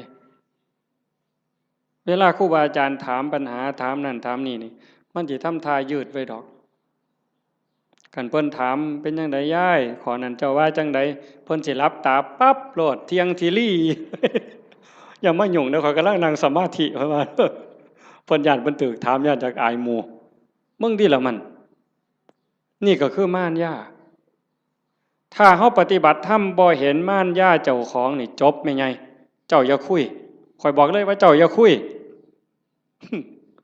สมเจ้าจะว่าแต่พระครูเด้อเว้ยฮอดสมเด็จเจ้าคุณสมเด็จว่าไปโลดคันเจ้าบ่เห็นม่านยาเจ้าของบ่เห็นเล่ห์เหลี่ยมในใจเจ้าของนี่มันว่ามันตัวผู้อื่นที่แท้มันตัวเจ้าของเล่ห์เหลี่ยมตรงนี้น่ะต้องเห็นตัวนี้เห็นจิตในจิตตรงนี้เจ้าจังสิเข้าใจธรรมะเจ้าจังสิเห็นหน้ากิเลสคันเจ้าบ่ทันเห็นจิตในจิตบ่ทันเห็นตรงนี้เอ้ยต้อยเจ้าหอพุ่นต้อยหออีหลีโยมให้เจ้าหอสำนกนี่ไปโลดไปให้เจ้าหอสำนกเรียกนี่จะว่าแต่3 โต6 โตให้เจ้าบอกมาโลดถูกทุกงวดก็สร้างเจ้าบ่ม่มนรกดอกไปบ่รอดเจ้าพัฒนาจิตเจ้าบ่ได้แน่ๆเจ้าว่าได้ใหญ่ดังนั้นญาติโยมต้องฝึกการละบาปการทำบุญการทำดีแล้วก็ต้องละเฮ็ดหยังทำหยังพยายามว่างยิ่งเฮาทำบุญบ่ต้องเอาหยังอย่าเอาแม้แต่คำย่องคันเฮ็ดได้ตรงนี้สิใกล้พระพุทธเจ้าได้นี่บ่ง่ายเด้คันเฮาไปบ่ใกล้พระพุทธเจ้านรกมันเอิ้นเฮาอยู่ทอดกฐิน8 ล้านกองนรกมันก็เอิ้นเจ้าอยู่เนี่ยรักษาศีลจนตายมันก็เอิ้นเจ้าลงนรกอยู่นี่เอานั่งสมาธิจนหอได้จนหายโตมันก็เอิ้นเจ้าลงนรกได้คือเก่าแต่คันเจ้าเห็นจิตในจิตเข้าใจเจ้าของหูจักละหูจักว่างเห็นกับกิเลสมันกระซิบเจ้าหูจักหนามันแล้วก็ยันหน้าผากมันออก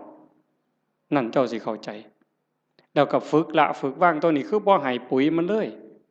บ่ให้อัตตาบ่ให้ตัวตนบ่ให้ม่านมันได้ช่องจังสั่นเฮาเฮ็ดหยังทำทานทำหยังบ่ต้องมีสื่อมีเสียงดีที่สุดตัวนี้มันสิยกเจ้าขึ้นไปสู่อริยมรรคไปเลยสู่อริยมรรคอริยผลแต่ขันยังยากน้ำซื่อน้ำเสียงอยู่นี่ว้าย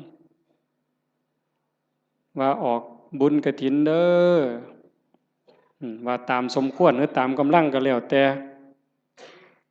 ออกมาออกแล้วไปนั่งอยู่เฮือนเงี่ยงหูหน่อยฟังย่ำไหนกำนันสิอ่านสื่อกูหนอตอนกำนันอ่านสื่อเจ้าของล่ะไปฆ่าอาบน้ำบ่ได้ยิน ออกมาแต่อาบน้ำโอ้เศร้าอ่านอีก2 คนหมดเว้ยบ่มีชื่อกูว่ะไทไหนมาฮอดกำนั้นคือบ่อ่านให้ข่อยแน่ล่ะเพิ่นว่าตายเด้นั่นน่ะขาดทุน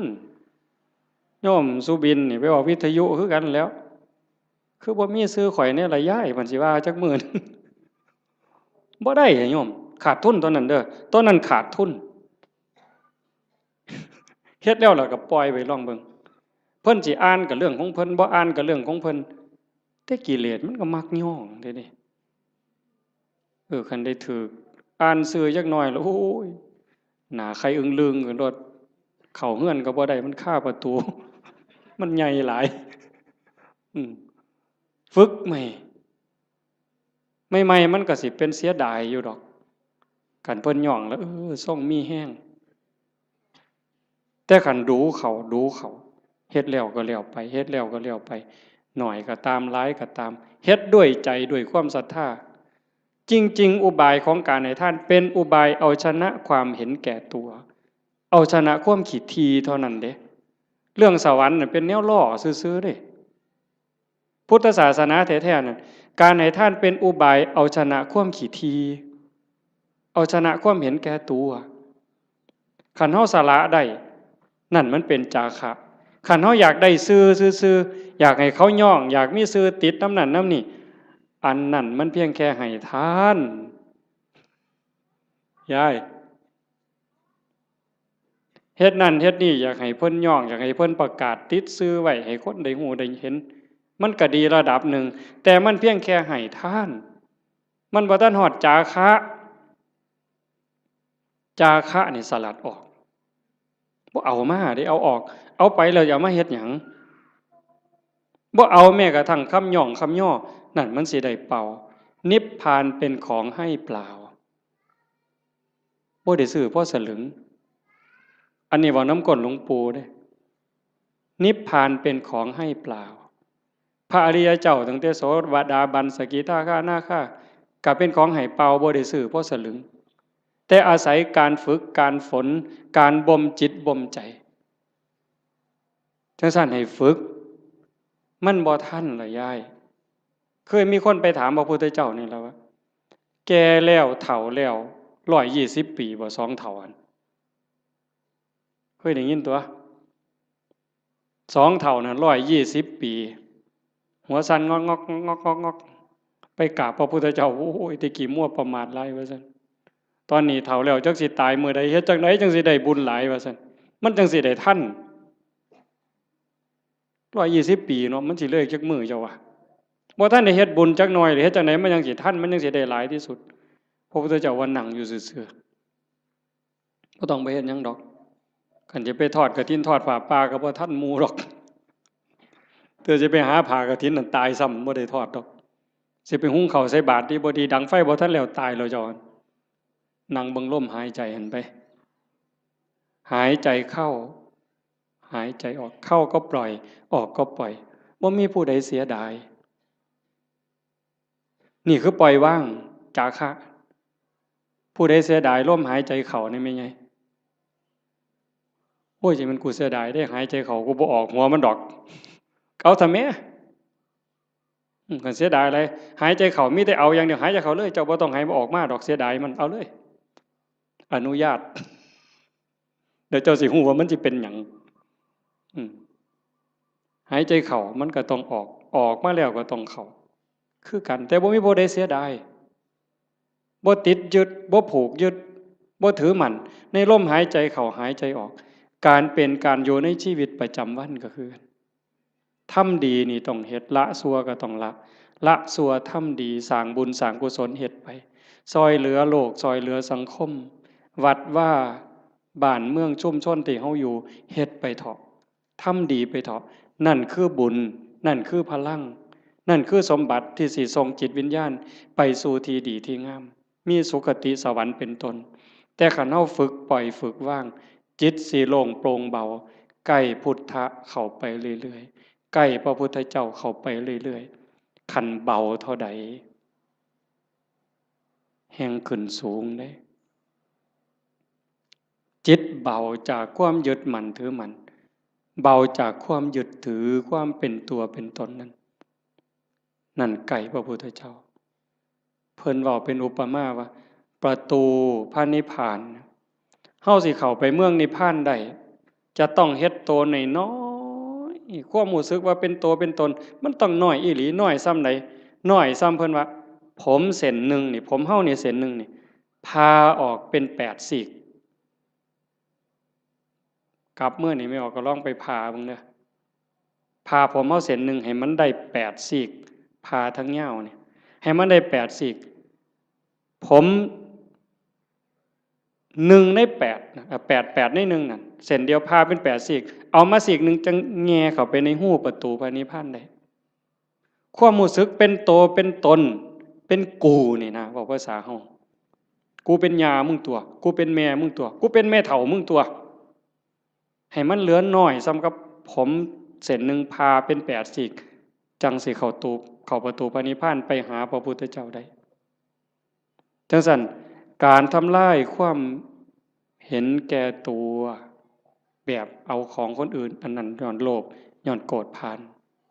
แต่เห็นย้อนคุณงามความดีอยากได้ชื่ออยากได้เสียงต้องถูกย่องต้องถูกย่อต้องถูกประกาศต้องถูกสรรเสริญจังแม่นอันนั้นก็ได้ไปแค่สวรรค์ได้แค่ทานแต่บ่ทันฮอดจาคะคันสลัดออกบ่ต้องมีก็ได้ชื่อบ่ต้องย่องก็ได้แต่ว่าข่อยสำบายใจข่อยได้บูชาพระพุทธเจ้าข่อยก็มีความสุขข่อยก็ได้เป็นสมบัติยิ่งให้ออกไปเท่าใดก็คือกับทมน้ำลายเพิ่นเปรียบจังซี่คือกับทมน้ำลายบ่เสียดายพระเจ้ามหากัปปินะพระเจ้ามหากัปปินะเป็นพระเจ้าแผ่นดินจ้างคนเด้ทุกมื้อจ้างทหารนี่ออกประตูเมือง4ทิศตะเว้นออกตะเว้นตกเหนือใต้เพื่อไปสืบข่าวพระพุทธพระธรรมพระสงฆ์เป็นเวลา40กว่าปีแต่อาตมาจำบ่ผิด40กว่าปีบ่ได้ยินข่าวนี่แต่ก็เสียมื้อละหมื่นเนี่ยจ้างคน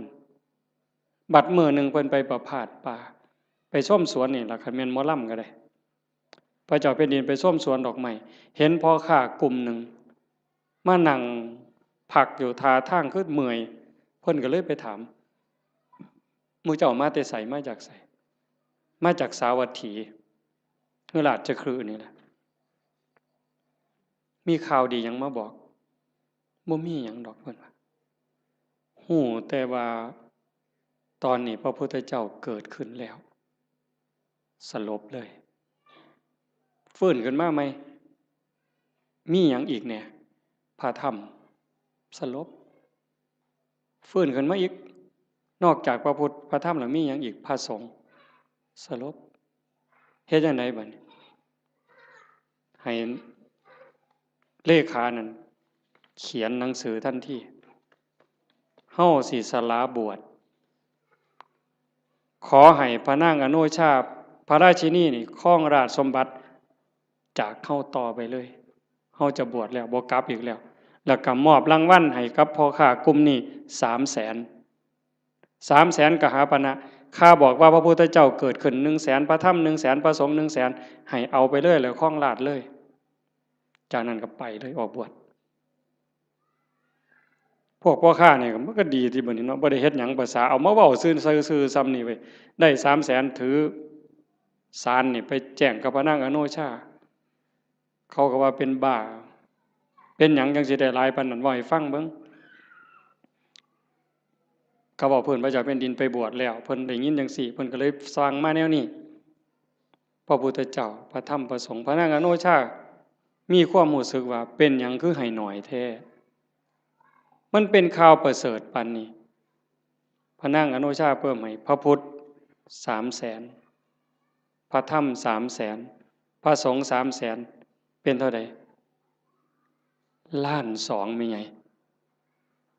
1,200,000เนี่ยมาแจ้งข่าวพระพุทธพระธรรมพระสงฆ์ซื่อๆแล้วก็ถามว่าพระเจ้าแผ่นดินไปไสเพิ่นออกบวชแล้วไปหาพระพุทธเจ้าแล้วเพิ่นบอกให้พระราชินีนี่ครองราชย์นี่อ่านหนังสือให้ฟังพระนางอโนชามีความรู้สึกว่าเรื่องอีหยัง ราชสมบัติทั้งหมดนี่คือกับน้ำลายที่พระเจ้ามหากปินะทมถิ่มลงกลางดินเรื่องหยังเขาจะไปดูดเอาน้ำลายมากินใครแม่นเฮาเนี่ยมันบ่เป็นแนวนั้นเด้ถ้าบุญบ่พอนั่นคือบุญเปิ้นพร้อมบุญพ่อแล้วเข้าใจในเงื่อนไขของชีวิตเข้าใจเงื่อนไขของวัฏสงสารแล้วความจริงของโลกของธรรมแล้วพระนางอโนมามีความรู้สึกว่าราชสมบัติอำนาจทั้งหมดคือกับน้ำลายที่พระเจ้ากับพระเจ้ามหากปินะทมถิ่มแล้วเรื่องหยังเฮาสิไปดูดมากืนกินเฮาก็สิบวชคือกันออกบวชคือกันตอนเพิ่นไปเฝ้าพระพุทธเจ้าเพิ่นบอกอัศจรรย์อัศจรรย์ไปพ่อแม่น้ำพระเจ้าแผ่นดินไปก่อนไปพ่อแม่น้ำบ่มีแพบ่มีเหือเฮ็ดจังได๋อ้างคุณพระพุทธเจ้าด้วยสัจจะที่ไปเฝ้าพระพุทธเจ้าออกบวชด้วยศรัทธานี่ขอให้สายน้ำนี่อย่าสะเป็นคือน้ำให้น้ำเป็นคือหินขี่ม้าเหยียบน้ำไปคือเหยียบหินนี่แก๊บแก๊บแก๊บแก๊บแก๊บแก๊บบ่เปียกบ่หยังเลยสายที่สองคือกันสายที่สามคือกันสายผ่านแม่น้ำสามสายไปได้มาพันคนมาพันตัวคนพันคนพระนางอนุมาตามไป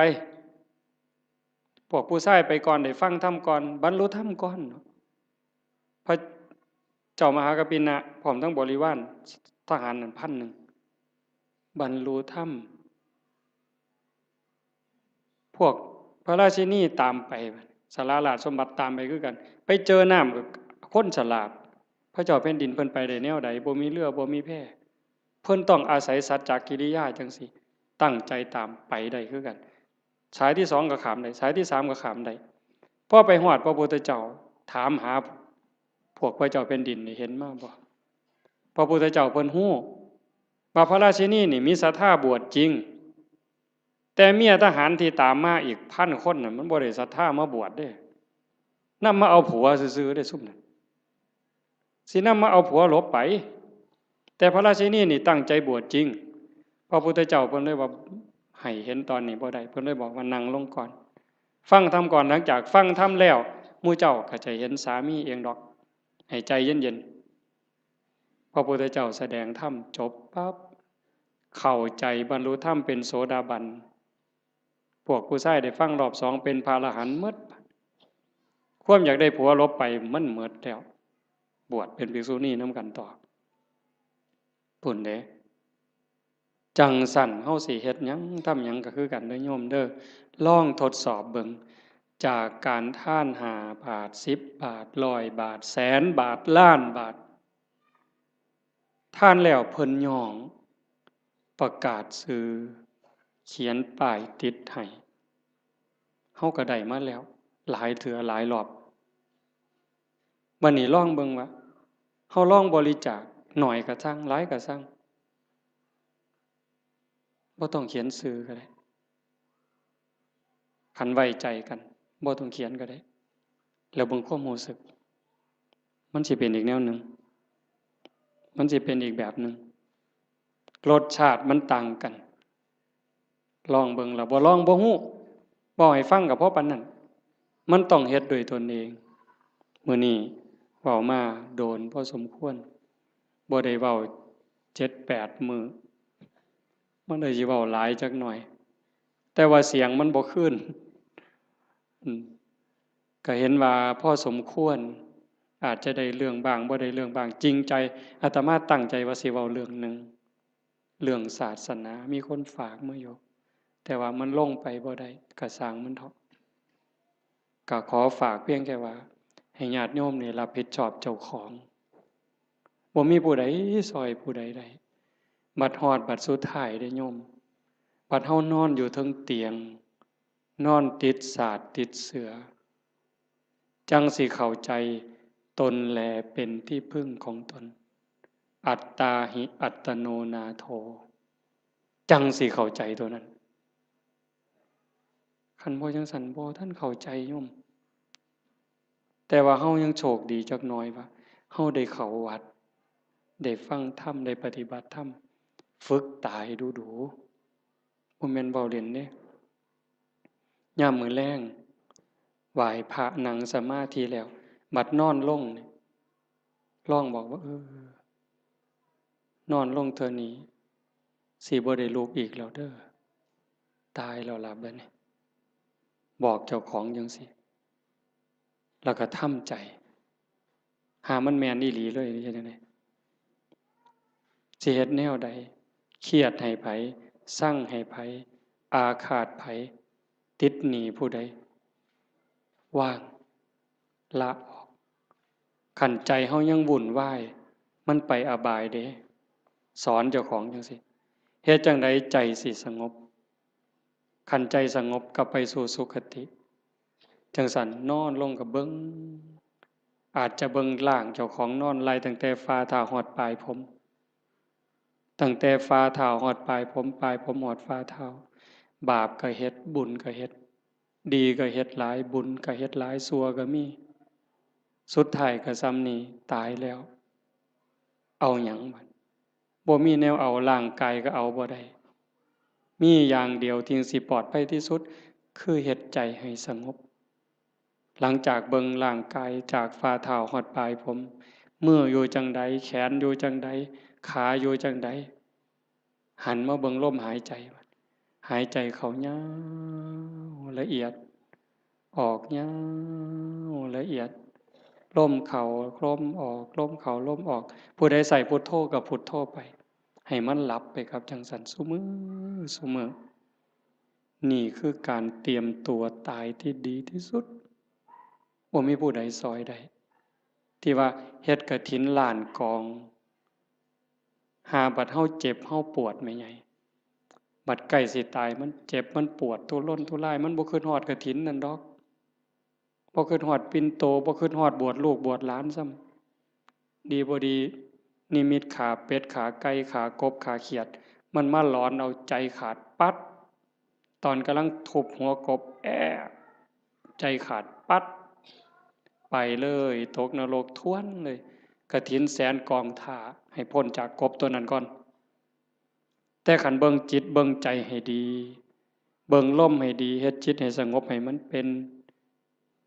นั่นล่ะบาปก็บ่เอาบุญก็บ่เกี่ยวละอย่างเดียวว่างอย่างเดียวบุญเนี่ยมันตามอยู่แล้วว่างอย่างเดียวจิตเป็นอิสระดีบ่ดีจากปุถุชนคนกิเลสหนายกไปสู่ความเป็นพระอริยเจ้าได้บ่พ้นสมัยเด้พระพุทธเจ้าเพิ่นบอกยืนยันว่าแม้ปัจจุบันนี้พระอรหันต์ก็ยังเป็นได้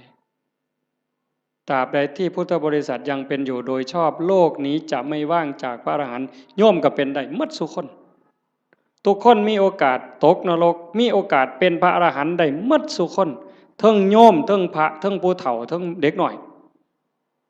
บ่แต่หูเรื่องเฮ็ดให้มันเป็นจริงๆมันอยู่นี่อยู่ในใจเฮาหมดเนี่ยตั้งแต่นรกเปรตอสุรกายสัตว์เดรัจฉานมนุษย์สวรรค์6พรหม20ฮอดพระอริยเจ้าโสดาบันสกิทาอนาคาอรหันต์อยู่ในใจนี่หมดเฮาสิจูนไปได้บ่ไดคือจูนขึ้นวิทยุโทรทัศน์ขึ้นต่างๆคันจูนลงตัวปั๊บไปถึกช่องพระอรหันต์ปุ๊บสมบูรณ์ปุ๊บเลยแล้วคันถ้ามันจูนบ่ถึกว่าสินั่งสมาธิเอาบุญเป็นคือเห็นบ่อย่างนั้นด่ากูเครียดตาน้ำตาแดงนั่งสมาธิกัดแขวกัดข้างนี่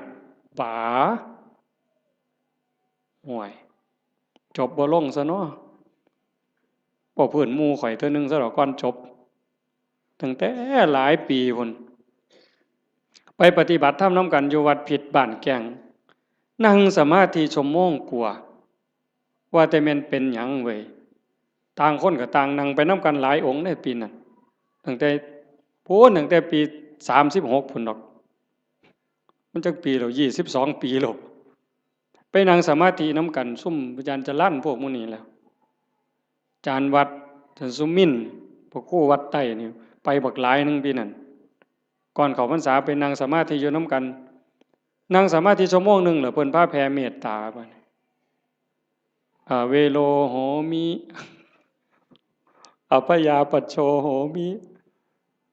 จบเรียบร้อยบัดนี้พ่อใหญ่หนึ่งหมู่กันนี่ดอกบ่ออกชื่อแล้วดอกรุดโตนศาสตร์แผ่เมตตาเรียบร้อยอรหังสัมมาสุปฏิปันโนกราบ3 เทื่อแล้วปั๊บว่าจังได๋คำแรกขออภัยเด้อ อยากเตะปากผู้ใหญ่บ้านเด้ว่าสันว่าเป็นยังล่ะว่าสันมันไล่ผมออกจากเจ้าอาวาสว่าสันว่าเพิ่นได้อุดมการณ์ใหม่ไปปลูกกกไม้ใส่สนามหมอลำเขาสันแล้วเดินวัดมองผู้ใหญ่บ้านผูกงัวติล่ะผู้ใหญ่บ้านเคยเอางัวมาเลี้ยงเพิ่นเอาก็ปลูกใส่สนามหญ้าเขาไล่หนีสันแล้วนั่งสมาธิชั่วโมงหนึ่งแล้วก็สิคิดแต่ผู้ใหญ่บ้านไล่ล่าสันตัวแผ่เมตตาจบเดี๋ยวอยากเตะปากผู้ใหญ่บ้านบ่เตะบ่ตำสำเด้เห็นบ่ล่ะนั่งสมาธิชั่วโมงหนึ่งตกสามารถตกนรกเหมือนชั่วโมงนั่นน่ะง่ายบ่เจ้าว่านั่งโตเที่ยงทีรีสิว่าสมาธิดีซั่นบ่มันทางกายยังบ่ทันแม่นเด้ยายนั่งเที่ยงทีรีตั้งแต่คิดแนวเข้าป่าเข้าดงไปก็ได้เด้หั่นมันต้องเห็นจิตเจ้าของต้องอ่านตรงนี้ให้ได้เด้อฝากไว้ให้เห็นใจเจ้าของเห็นใจเจ้าของอ่านให้มันออกคือเบิ่งผู้อื่นเฮาเบิ่งผู้อื่นเฮาอ่านใจมันนี่มันกำลังคิดนั่นเด้นี่เวลาลูกเครียดหลานเครียดเบิ่งมันเปิ้นว่าเด้เบิ่งลูกไผลูกเขยคือกันเขาเป็นจังซี่มึงกูหูใจมันน่ะมันคิดอันนั้นใจเจ้าของนั่นต้องหูใจผู้อื่นแสนคนล้านคนก็บ่เป็นประโยชน์หยังบ่ปานใดดอกคันเห็นใจเจ้าของหูใจเจ้าของสุดยอดจังซี่เลยการปฏิบัติธรรมให้เห็นใจเจ้าของเห็นใจเจ้าของก็เห็นเล่ห์เหลี่ยมของกิเลสเห็นมารยาในใจคันเห็นจังซั่นปั๊บดักทางมันบ่ตามมันบ่สนองมันหมดเหงื่อหมดหญ้าหมดห้ำจอยอ่อนโซ่สุดท้ายตายได้คันเฮาบ่ให้อาหารมันดูๆนี่ความคิดใจที่มันเห็นมันดูๆเขาหักเหลี่ยมมันดูๆเขาบ่ตามใจมันดูๆเขาจักหน่อยก็อ่อนกะลาคุณธรรมอ้วนขึ้นความเป็นพระอ้วนขึ้นในไม่ออกนี่แหละไม่ออกเป็นพระความเป็นพระความเป็นผู้ดีมีศีลมีธรรมสูงขึ้นอ้วนขึ้นอ้าวจบอีหลีแล้วล่ะบัดนี้บ่าย3กับ1นาทีแล้วขออนุโมทนาสาธุกับญาติโยมทุกคนทุกท่านพร้อมทั้งคณะสงฆ์ครูบาอาจารย์พระเดชพระคุณหลวงพ่อเจ้าคณะอำเภอโพนทรายเจ้าคณะตำบลท่าหาดยาวตำบลศรีสว่างด้วยเนาะทางฝ่ายญาติโยมก็มีโยมกำนันเป็นประมุขเป็นประธานญาติโยมผู้เฒ่าผู้แก่ทุกท่านที่มาร่วมฟังธรรมในวันนี้ก็ขอรัตนาอ้างอิงอำนาจแห่งคุณพระศรีรัตนตรัยคุณของพระพุทธเจ้าพระธรรมพระสงฆ์และอำนาจแห่งบุญกุศลคุณงามความดีที่มีทั้งหมดทั้งมวลในสากลและจักรวาลจงหลอมรวมเป็นตบะเป็นเดชะเป็นพลวปัจจัยอำนวยหนุนส่งให้ท่านทั้งหลายจงเป็นผู้แกล้วกล้าอาจหาญร่าเริงในการสร้างบุญสร้างกุศลสร้างคุณงามความดีให้ยิ่งขึ้นไปให้เป็นผู้เจริญงอกงามในจตุรพิทพรชัยคืออายุวันนะสุขภละปฏิภาณธรรมสารสมบัติให้เป็นผู้มีสัมมาทิฏฐิมีโอกาสประพฤติธรรมปฏิบัติธรรมให้ได้เข้าถึงธรรมที่ยังไม่เข้าถึงได้รู้แจ้งธรรมที่ไม่ทันได้รู้แจ้งจนสามารถนำตนให้พ้นทุกข์ได้มีความสุขกายสุขใจปรารถนาสิ่งหนึ่งประการใดหากเป็นไปโดยชอบประกอบด้วยธรรมแล้วก็ขอให้ความหวังความปรารถนานั้นจงสำเร็จทุกประการโดยทั่วกันทุกท่านทุกคนทุกรูปทุกนามเทอญ